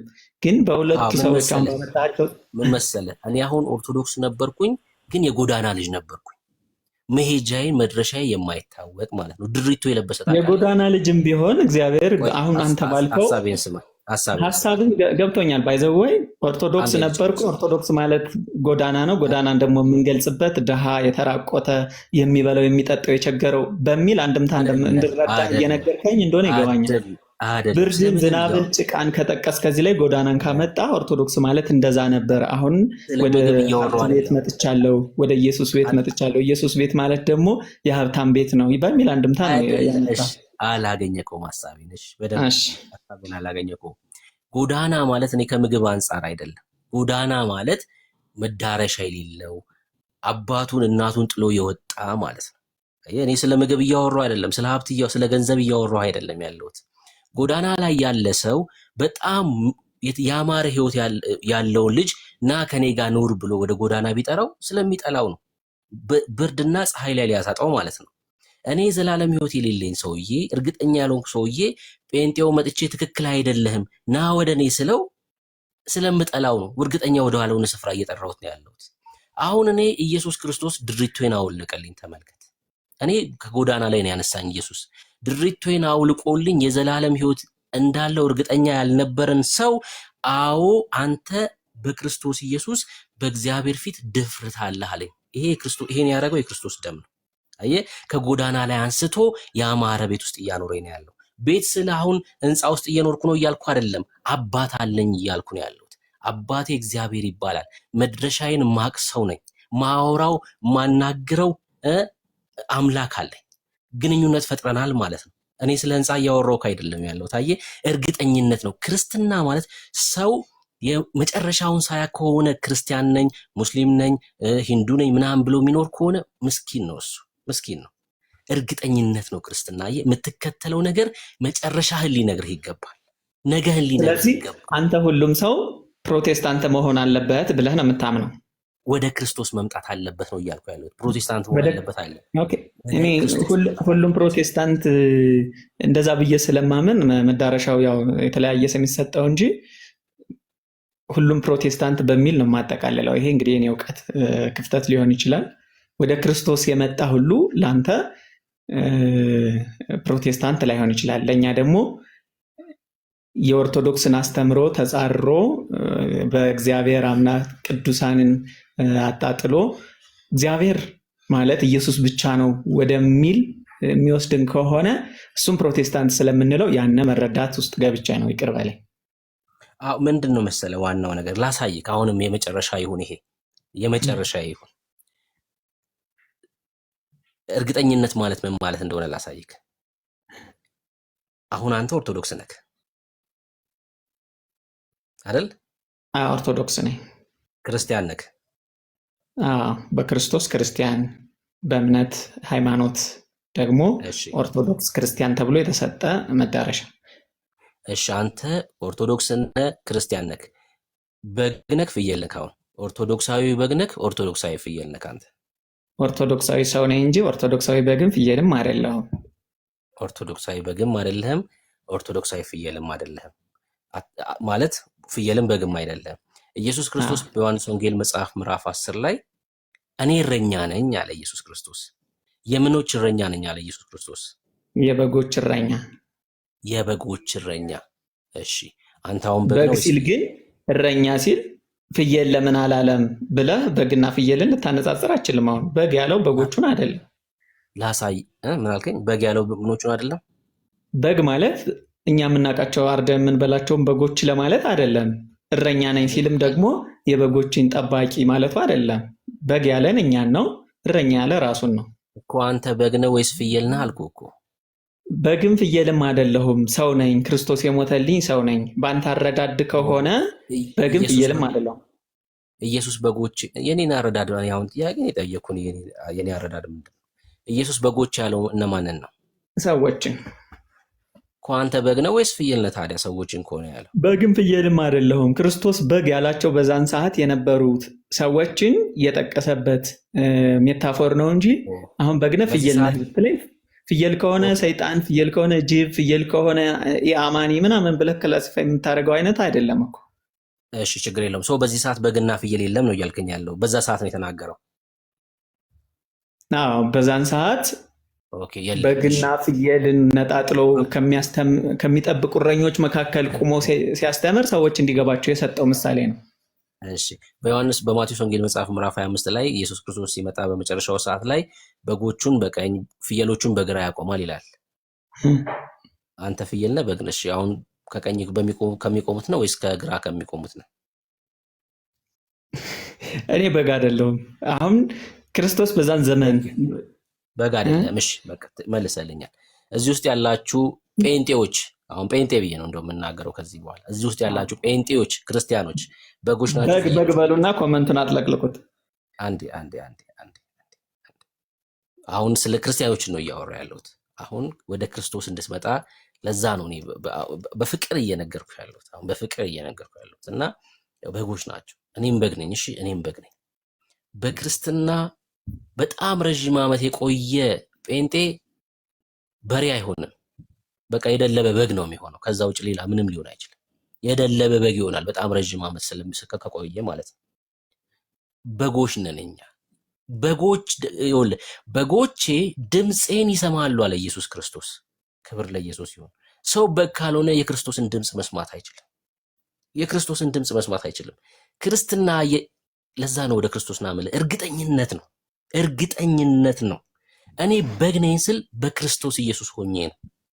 በግ እንዴት መሰለ የሚጮህ? እንዴት መሰለ የሚጮህ? በግ ነው አይደል? የበጋ ጮህ እንዴት ነው የሚጮህ? በግ አይደል? በክርስቶስ ማለት ነው። በክርስቶስ ማለት ነው። በክርስቶስ ኢየሱስ ያለን እኛ ክርስቶስ ኢየሱስ ዋስትናችን ነው። ደሙ ዋስትናችን ነው። እኛ አንልም። እሺ በኔ አንልም። ልክ እንደ ፍየሏ አንቅበዘበዝም። ይውል ማለት እኔ አንልም። እኔ አንልም። በኔ አይደለም ፍየሏ ምጮህ በኔ እናንተ ናችሁ እንደዛ ምትሉ በኔ። አሁን ይሄ ፍየል ድምጽ ነው። እንደዛ ፍየሎች ይላሉ። በጎች ደግሞ በክርስቶስ ይላሉ። እኛ በክርስቶስ ኢየሱስ ነው ያለነው ወዳጄ። ዋስትናችን ደሙ ነው። እና ምን እያልኩ መሰለና ወደ ክርስቶስ ኢየሱስ እርግጠኛ ምትነው እኔ በግ ነኝ ብለህ መናገር የምትችለው ወይ ደግሞ በግንዱ ላይ ነው ያለሁት፣ አልተቆረጥኩም፣ ዛሬም ህይወት አለኝ፣ ከበረሃ ከነበረ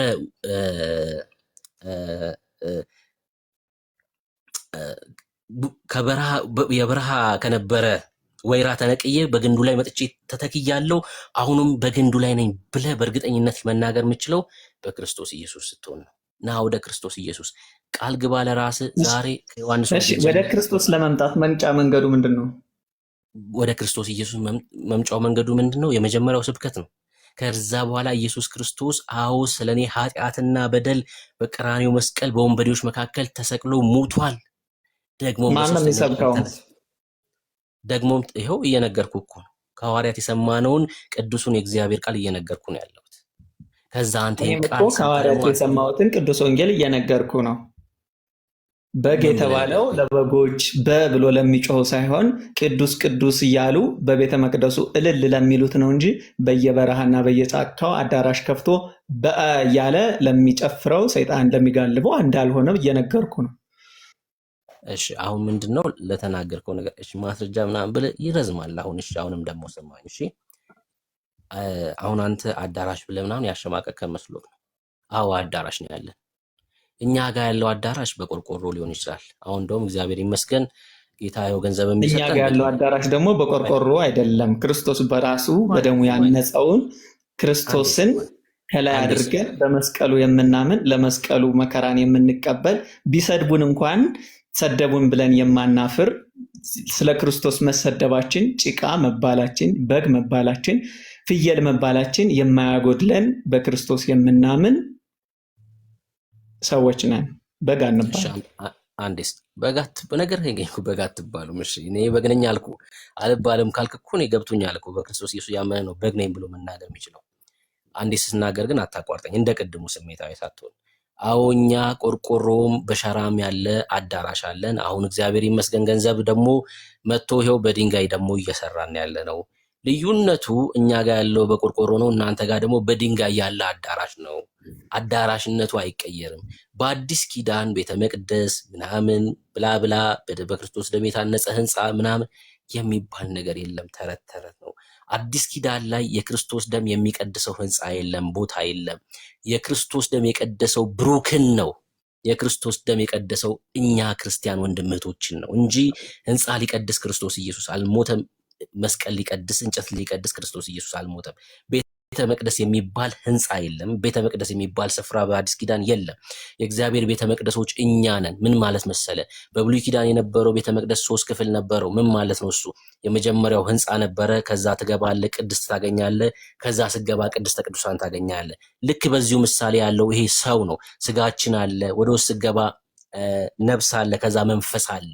መንፈስ ማለት ቅድስተ ቅዱሳን ማለት ነው። ከእግዚአብሔር ጋር ኮኔክት የምናደርግበት መስዋዕት የምናቀርብበት ስፍራ ማለት ነው። ገብቷል? ቤተ መቅደስ የብሉይ ኪዳን ቤተ መቅደስ በንጽህና እንደሚያዘው ይሄ ስጋችንን በንጽህና ይያዛል። ይሄንም ሲናገር ቅዱስ ጳውሎስ በአንደኛ ቆሮንቶስ መጽሐፍ ምዕራፍ 6 ላይ በዋጋ ተገዝታችኋልና የእናንተ ለራሳችሁ አይደላችሁ ማለት። በዋጋ የተገዛ ቦታ የለም። በዋጋ የተገዛ ቤት የለም። በዋጋ የተገዛው ብሩክ ነው። ለዛ ነው ለእናንተ አይደላችሁ፣ ስጋችሁን፣ ነፍሳችሁን፣ መንፈሳችሁን በንጽህና ያዙታል። ለምን? የእግዚአብሔር ቤተ መቅደስ ናችሁና። ስፍራ አይደለም ቤተ መቅደስ ማለት ነው። እኔ ብሩክ ነኝ፣ ቤተ መቅደስ እኔ ብሩክ ነኝ። በአዲስ ኪዳን ቤተ ክርስቲያን ምናምን የሚባል ቦታ የለም። እና ቤተ ክርስቲያን የክርስቲያኖች ህብረት ነው። ቤተ መቅደስ እኔ ነኝ። ክርስቲያን ወንድም እህቶች ናቸው። ይሄ ነው ትምህርቱ። በግ ነኝ ስል ደግሞ አዎ በግ ስለሆንኩ ነው። በክርስቶስ ኢየሱስ የዳንኩ ስለሆንኩ ነው። እረኛዬን ስለማውቀው ነው። ኢሳይያስ ምን አለ መሰለ? በኢሳይያስ መጽሐፍ ምዕራፍ 53 ቁጥር 6 ላይ እኛ ሁላችን እንደ በጎች ተቅበዘበዝን አለ። አየህ፣ እንደ በጎች ምን አለን? ተቅበዘበዝን። የበግ አገም መቅበዝበዝ ነው። ዋስትናው ማን ነው? እረኛው ነው የበግ ዋስትናው። እረኛችን ደግሞ እርሱ የማያንቀላፋ የማይተኛ ዘላለማዊ የሆነው ቅዱስ አምላክ ኢየሱስ ክርስቶስ ነው። ወደ ክርስትናና ወደ ህይወትና እንዳጠፋ እርግጠኛ የምትሆነው ወደ ክርስቶስ ኢየሱስ ስትመጣ ብቻ ነው። ማርያም እርግጠኛ ልታረግ አትችልም። ገባኝ ልበልና ብሩኬ ገባኝ ልበልና ስብከቱ ገባኝ። ከዛ ቀጥሎ ምን ላድርግ? ኪዳን ታረጋለህ። ኢየሱስ ኪዳን ማለት ከማን ጋር ነው ኪዳን የማረገው? ኪዳኑን የሚያረግልኝ ማን ነው? ከንጉሱ ጋር ኪዳን ታረጋለህ። ሮሜ መጽሐፍ ምዕራፍ 10 ምን ይላል መሰለ? ቅድም ማን ነው የሚሰብከኝ አልከኝ አይደል? ሮሜ መጽሐፍ ምዕራፍ 10 እንደዚህ ይላል፣ ተመልከት። የጌታን ስም የሚጠራ ሁሉ ይድናል ይላል። ቁጥር 13 ላይ የጌታን ስም የሚጠራ ሁሉ ምን ይላል? ይድናል።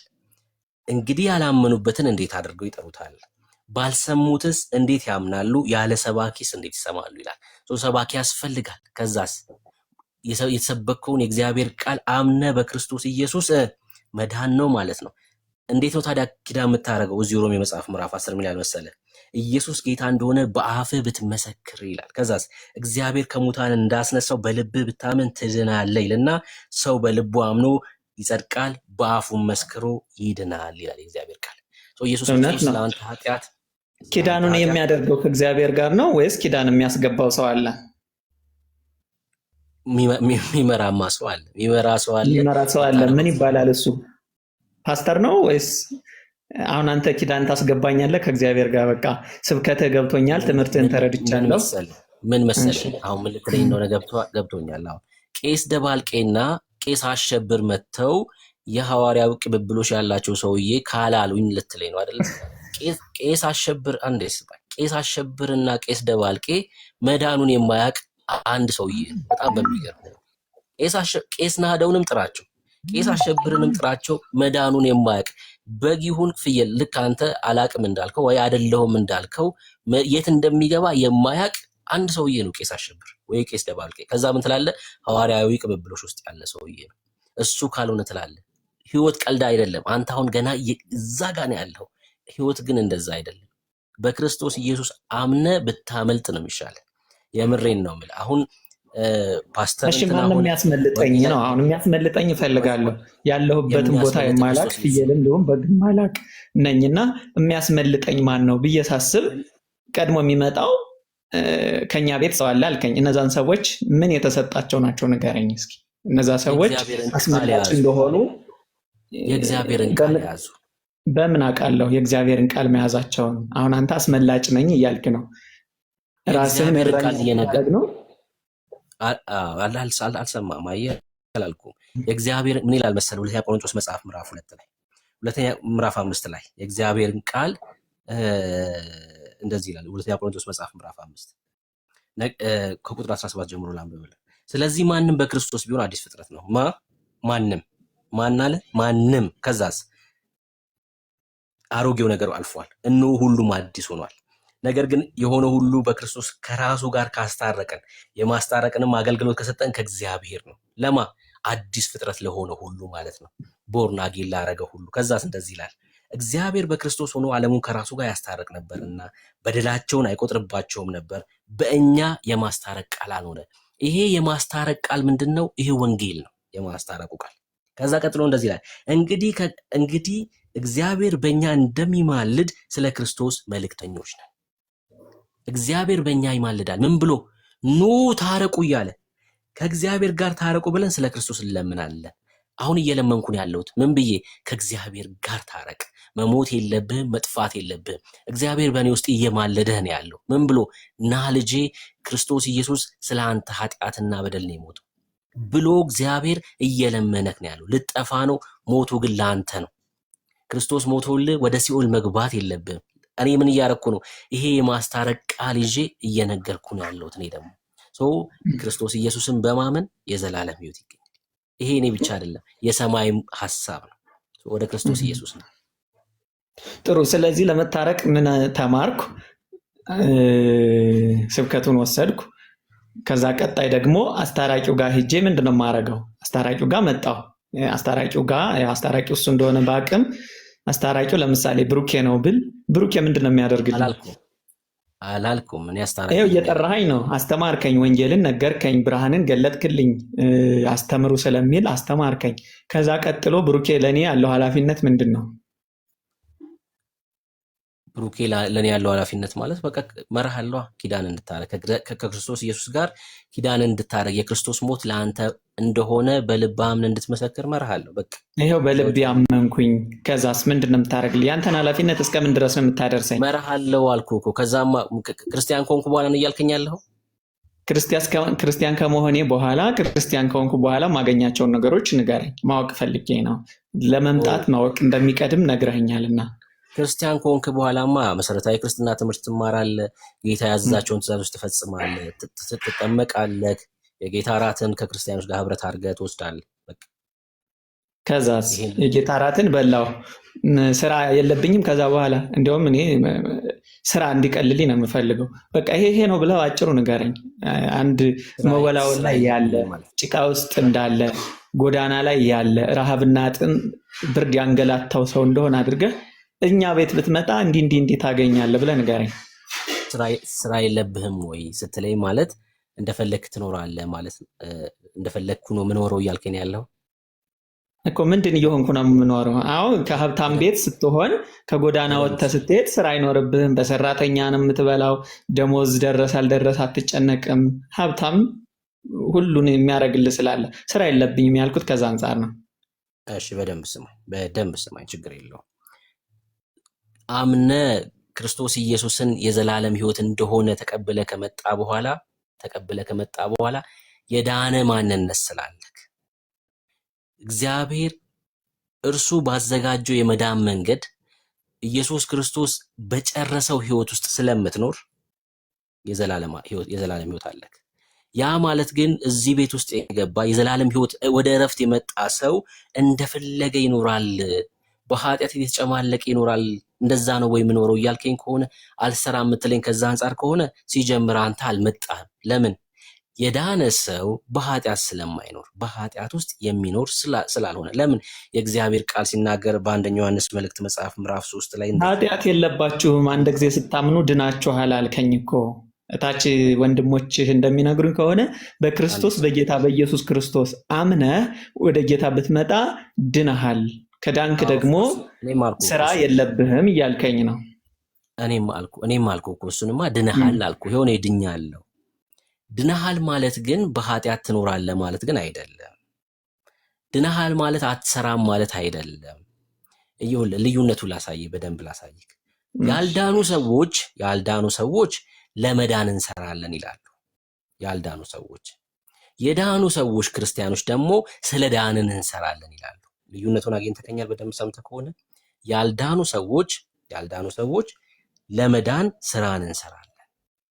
ለመዳን እኛስ ይኸውልህ ምግብ የምትበላው እንጀራ የምትበላው ሰው ለመሆን ነው? ሰው ስለሆንክ ነው እንጀራ የምትበላው? ሰው ለመሆንም ሰው ስለሆንኩም እበላለሁ። እንጀራ ሰው በልተህ ነው ሰው ለመሆን የሆንከው?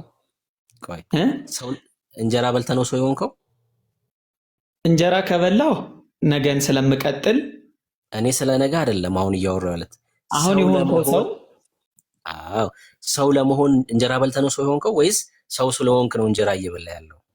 ሰው ስለሆንኩ ነው እንጀራ እየበላለሁ። ሰውነቴ ደግሞ ሰው ሆኖ እንዲቀጥል እንጀራ በላለሁ። ዛት ሚንስ እንጀራ ካልበላው እሞታለሁ ማለት ነው። እንጀራ እንጀራው ካለ ደግሞ የማን እንጀራ ነው ወደሚለው ቀስ እያልን እናድጋለን።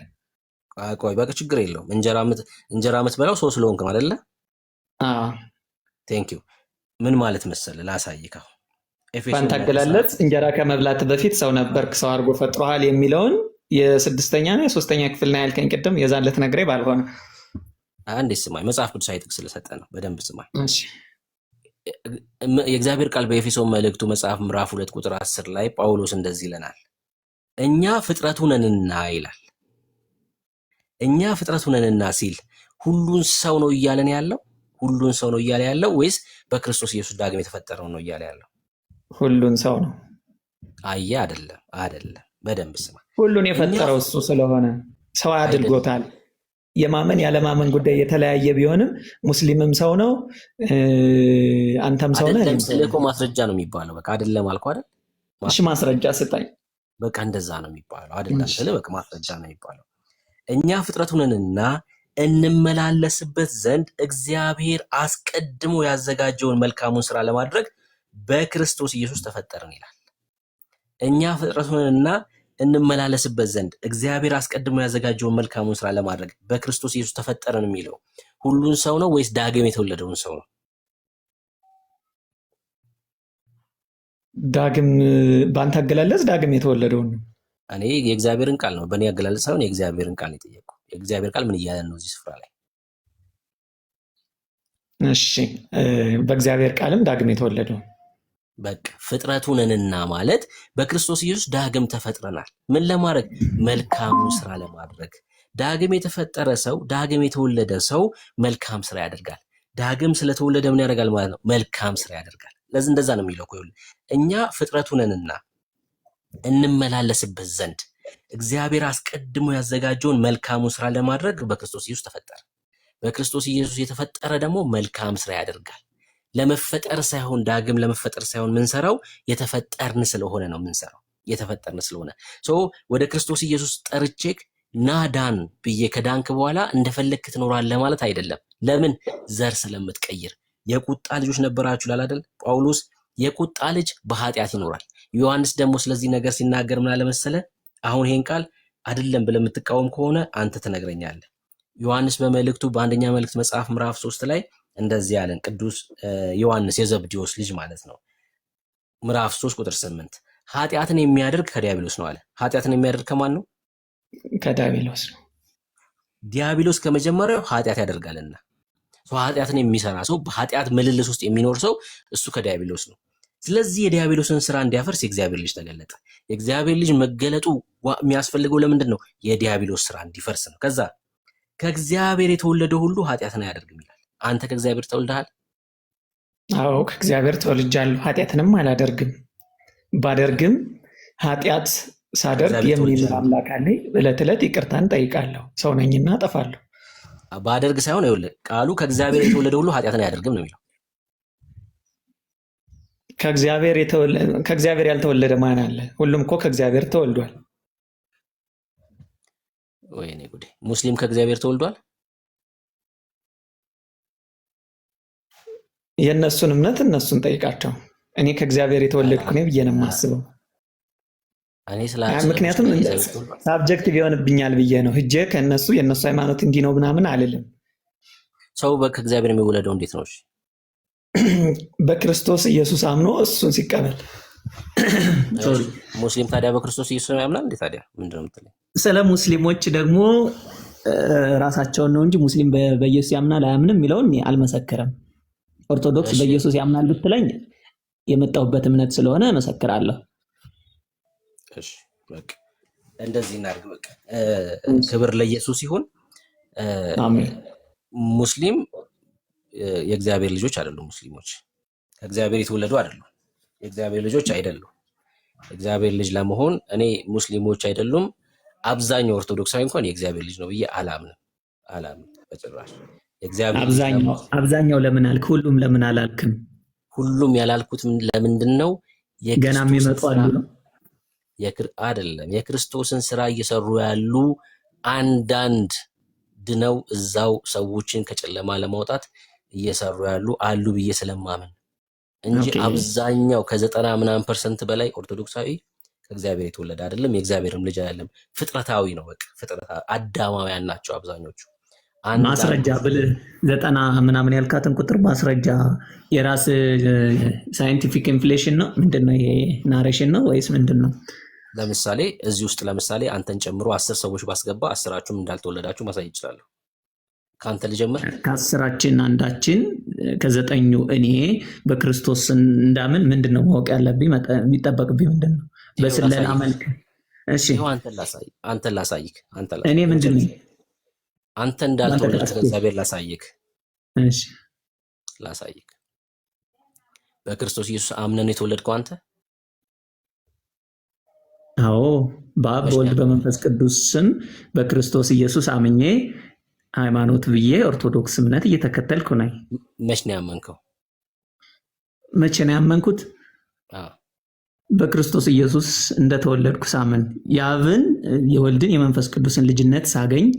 መቼ ነው ያመንከው? ጊዜ ነው አሁን። እሺ፣ እኔ እንደዚህ ልመልስልህ። አይ ምን የፈለከው? እኔ በክርስቶስ ኢየሱስ ያመንኩት 2014 ግንቦት ላይ ነው። ከጨለማው ወደ ብርሃን የመጣሁት 2014 ግንቦት ላይ ነው። ከኦርቶዶክስ ቤት ወደ ክርስትና የመጣሁት ማለት ነው። አንተ መቼ ነው ያመንከው? ጊዜ ነው እየጠየቅኩ ያለሁት። እድሜ ቁጥር ምናምን እንድነግርህ ነው? አዎ።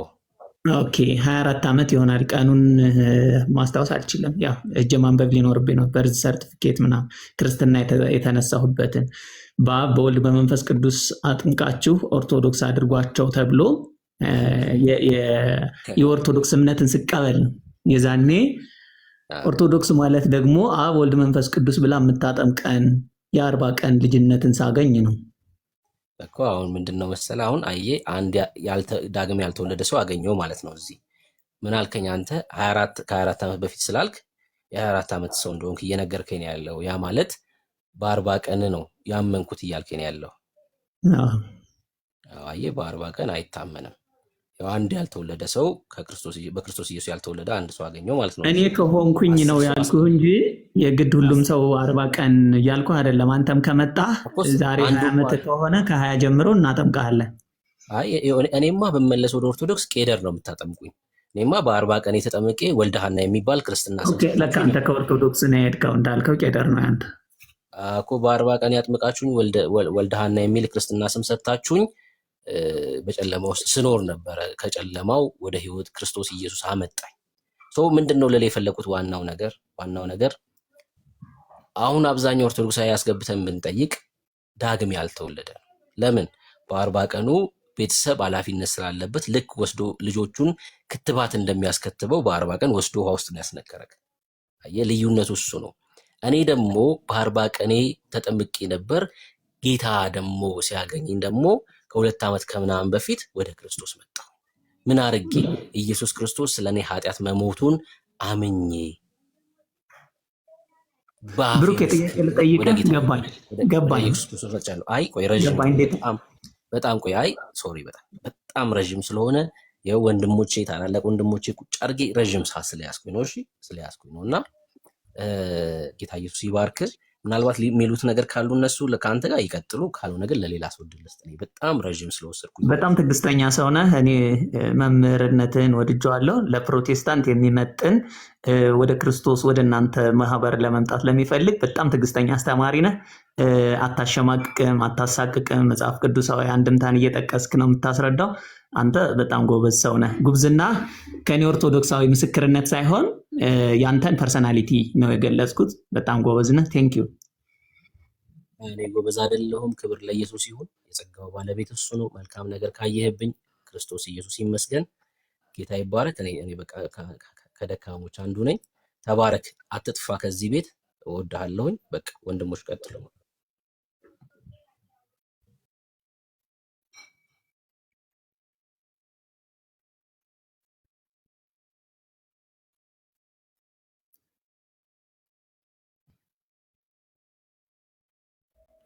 እሺ ወገኖች እንዴት ናችሁ? ተባረኩ። በጨዋነት ስለተወያያችሁ ደስ ብሎናል። ቴንኪዩ ወንድማችን፣ በጣም እናመሰግናለን። እንግዳው የሆንከው ወንድም በጨዋነት ከወንድምነት ጋር ስላወራህ ጌታ ይባረክ። እሺ ቴንኪዩ። ፍኖተ ጽዮን ሰላም ነው? እግዚአብሔር ይመስገን። እንዴት ናቸው? ደህና ነን። ድምፅህ ትንሽ ሩቅ ነው። ከየት ቤተ እምነት ነው ወንድማችን? ከኢትዮጵያ ኦርቶዶክስ ተዋህዶ። ጫጫታ ውስጥ ነው ያለው። ማይክን እንደዚህ አታርገው። ጫጫታ ውስጥ ካለ አይመችም ማለት ነው። እሺ አንድ 5 ደቂቃ ስጡኝና ከዛ እመለሳለሁ። እሺ በቃ ከጫጫታ ውስጥ ወጣ ተመለስ። ኦኬ ኦኬ።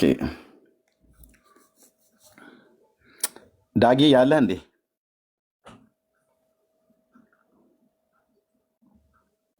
ዳጊሽ አለ?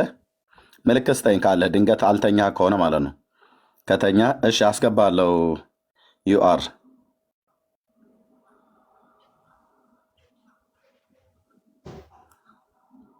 ኦኬ። ዳጊዬ ለማለት ነው ሊተኛ ስለምችል አስቤ ነው። ስለዚህ ወደ መጨረሻው ሜርሲ ያለሽ? ሜርሲ እሺ። አሜሪካውያኖች ስለሆኑ እነዚህ ተኝተዋል ማለት ነው። እሺ የምታች ትሄድ። ኦኬ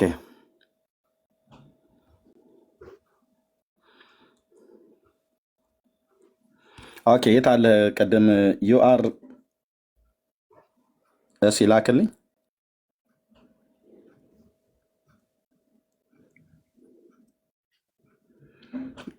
ክርስቲያን ወገኖች ከገስት ላይ ወረዱ። በቃ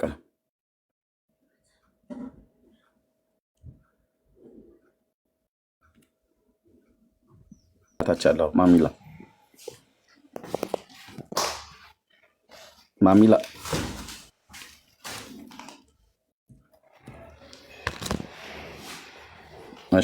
እሺ እንኳን ደህና መጣ ወንድማችን። እኔ ጋ ነው። ድምፅህ ሩቅ ነው። በዚህ አይነት ድምፅ አይ ቲንክ ማውራት አንችልም። እሺ አሁንስ? ኧረ ሩቅ ነው በፍጹም። ሌሊት ነው አንተ ጋር? አይደለም፣ ምናልባት ድምፅ እንዳይራብሻቸው ያስተጋባ ነው መሰለኝ፣ ቤቱ ባዶ ስለሆነ በጣም አይሰማም። እሺ አንድ ጥያቄ ልጠይቃችሁና አሁን እችላለሁ። ችግር የለም። አሁን ጥሩ ሆኗል። ከየት ቤተ እምነት ነው? ከኦርቶዶክስ ነው ያልከኝ አይደል? አረስት አለን እኛ። አንድ ጥያቄ ብቻ ጠይቄ ልውረድ። እኔ ስራ ስለሆንኩ እና ልስማችሁ። ከዛ ለእኛ ነው ጥያቄው? እኛ የጠየቅነውን ጥያቄ ስለ ነገር እሱን የሚመልሰው ይመልሰዋል። ምክንያቱም እኔ አሁን አይመቸኝም፣ ብዙ ሰዓትም የለኝም። ጠይቄ እንድትመልሱልኝ ካልቻላችሁም ችግር የለውም። አርስቱን በተመለከተ ነው ጥያቄው። በቤዛነት በኢየሱስ ቤዛነት አርስታችን አይደለም። አታምንበትም በኢየሱስ ቤዛነት? አታምንበትም በኢየሱስ ቤዛነት? ኖ እናንተ በዓለም ቤዛነቱ አታምኑም ልል ፈልጌ ነው ወይስ ታምናላችሁ? ኢየሱስ የዓለም ቤዛ እንደሆነ እኛ ጌታ ነው እንኳን ብለን እንኳን አላመናም እኮ። የዓለም ቤዛ ነው ብላችሁ ነው የምታምኑት ወይስ ለጸደቁ ሰዎች ብቻ ነው ወይ ብላችሁ ነው የምታምኑት? ይህ መልስልኝ።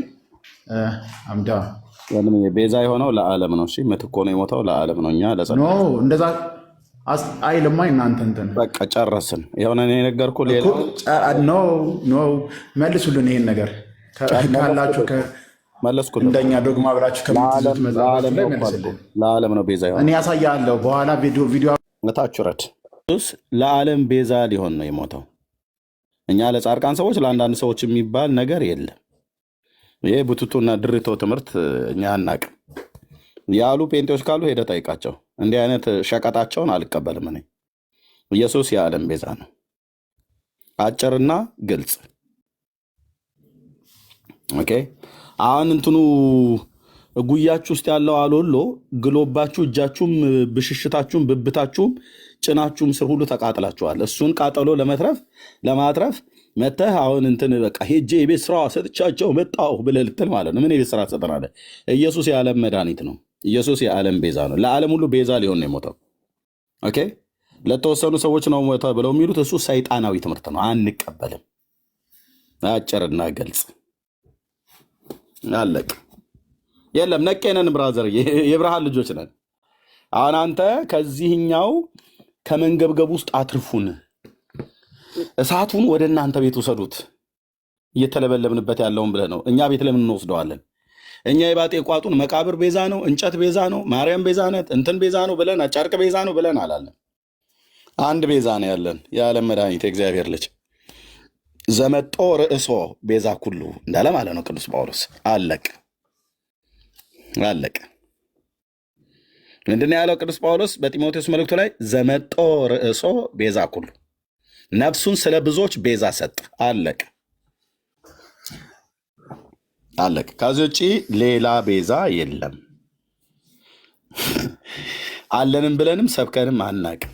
እና ቻሉት። አሁን ቤታችሁ ውስጥ እየነደደ ያለ ነዲድ አባቶቻችሁን ሁሉ በዘመናት በታሪክ ተሰብስበው የማያውቁትን እንዲህ አይነት ጉባኤ አድርገው አያውቁም። በዚህ ጉዳይ ዋጋ ከፍሏል። በተለይ በኢትዮጵያ ኦርቶዶክስ ቤተክርስቲያን ውስጥ የነበሩ አገልጋይ ወንድሞቼ፣ መነኮሳት፣ ካህናት፣ ዲያቆናት፣ መምህራን፣ መዘምራን፣ ወንጌላውያን አማኞች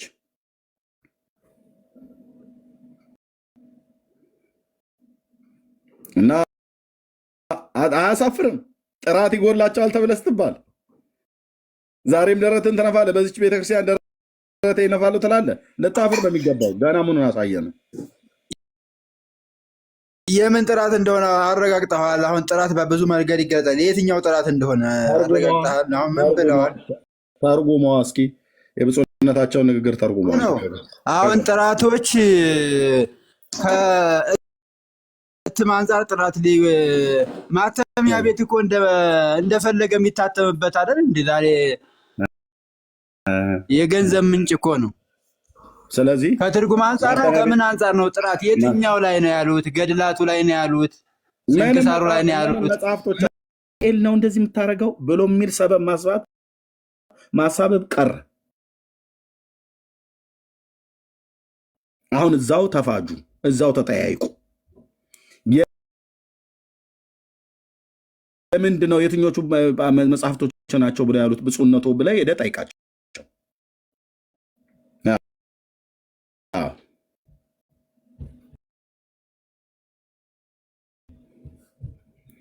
ጥራት እንኳን እንዲህ አይነት ጥያቄ ልጠይቅ ቡራኬያቸውንም ለማግኘት እስራቸው አትቀርብም፣ በማንም አያቀርብህም። ከሌላ ቄስ ቡራኬ ትቀበላለህ እንጂ እንደው አጋጣሚ ሆኖ ካልገባ በስተቀር አታልም። እና ይበሉት ብፁዕ አባታችን። እንግዲህ በሊቃውንት ጉባኤ ያልተመረመረ መጽሐፍ ማለፍ የለበትም። በእውነቱ ጉዳዩ እስከ ዛሬ ድረስ ያለ ሊቃውንት ጉባኤ ሳይመረመር ያለፈ ስንት የደብተራ ቅዠት በቀኝ በጥቁር እስክሪብቶ የተጻፈ በማርያም ስም በቅዱሳን መላእክት ስም የተጻፈ ኦርቶዶክስን ለዘላለም የሚያሳፍር አንገት የሚያስደፋ ስንቱን ሰብስባችሁ ትጨርሱታላችሁ? ስንቱን አርማችሁ ትጨርሱታላችሁ? ስንቱን አቃጥላችሁ ትጨርሱታላችሁ? አይዶን መድኃኔዓለም ይርዳችሁ። አሁን በራሳቸው አፍ ቆይ እሰጥሃለሁ።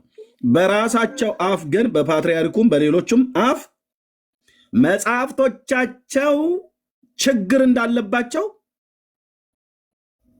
ከጌታ ከኢየሱስ ጋር አስደርገናቸዋል፣ አስብለናቸዋል። ባፋቸው ተሐድሷውያን ነው ወንጌላውያኑን ይዤ የራሳቸው መጽሐፍቶች ችግር ያለባቸው መጽሐፍቶች መሆናቸውን፣ ጥራት የጎደላቸው መጽሐፍቶች መሆናቸውን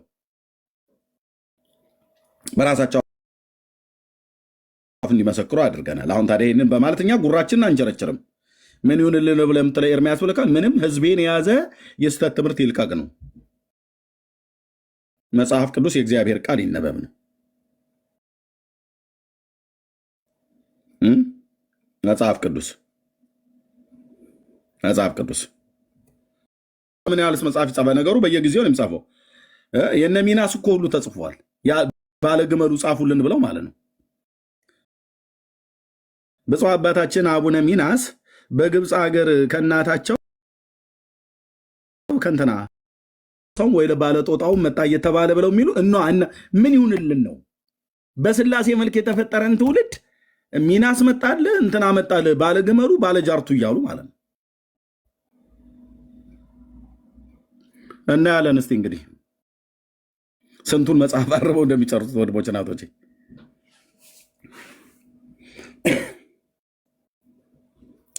ከዚህ ይልቅ እንደውም ብፁዕነቶ ይሄ መልእክት ቢደርስ በዙሪያዎት የተሰበሰቡ ብፁዓን ሊቃነ ጳጳሳትም የሊቃውንት ጉባኤውም ምንም ስራ የሚሰራ አይደለም። በእርሶ ስልጣን ቢሆን ኖሮ እንደ መንግስቱ ኃይለማርያም በትነው አስኬማውን እያስረከቡ አንዳንድ ጳጳሳት ወደ እርሻቸው ቢገቡ። ምክንያቱም እዚህ ህዝብ ላይ ተቀምጠው ስልጣንና ገንዘብ እንጂ ህዝቡ ቢሞት ቢያልቅ ከእረኛቸው ከአማኑኤል ጋር ቢገናኙ ባይገናኙ ጉዳያቸው አይደለም።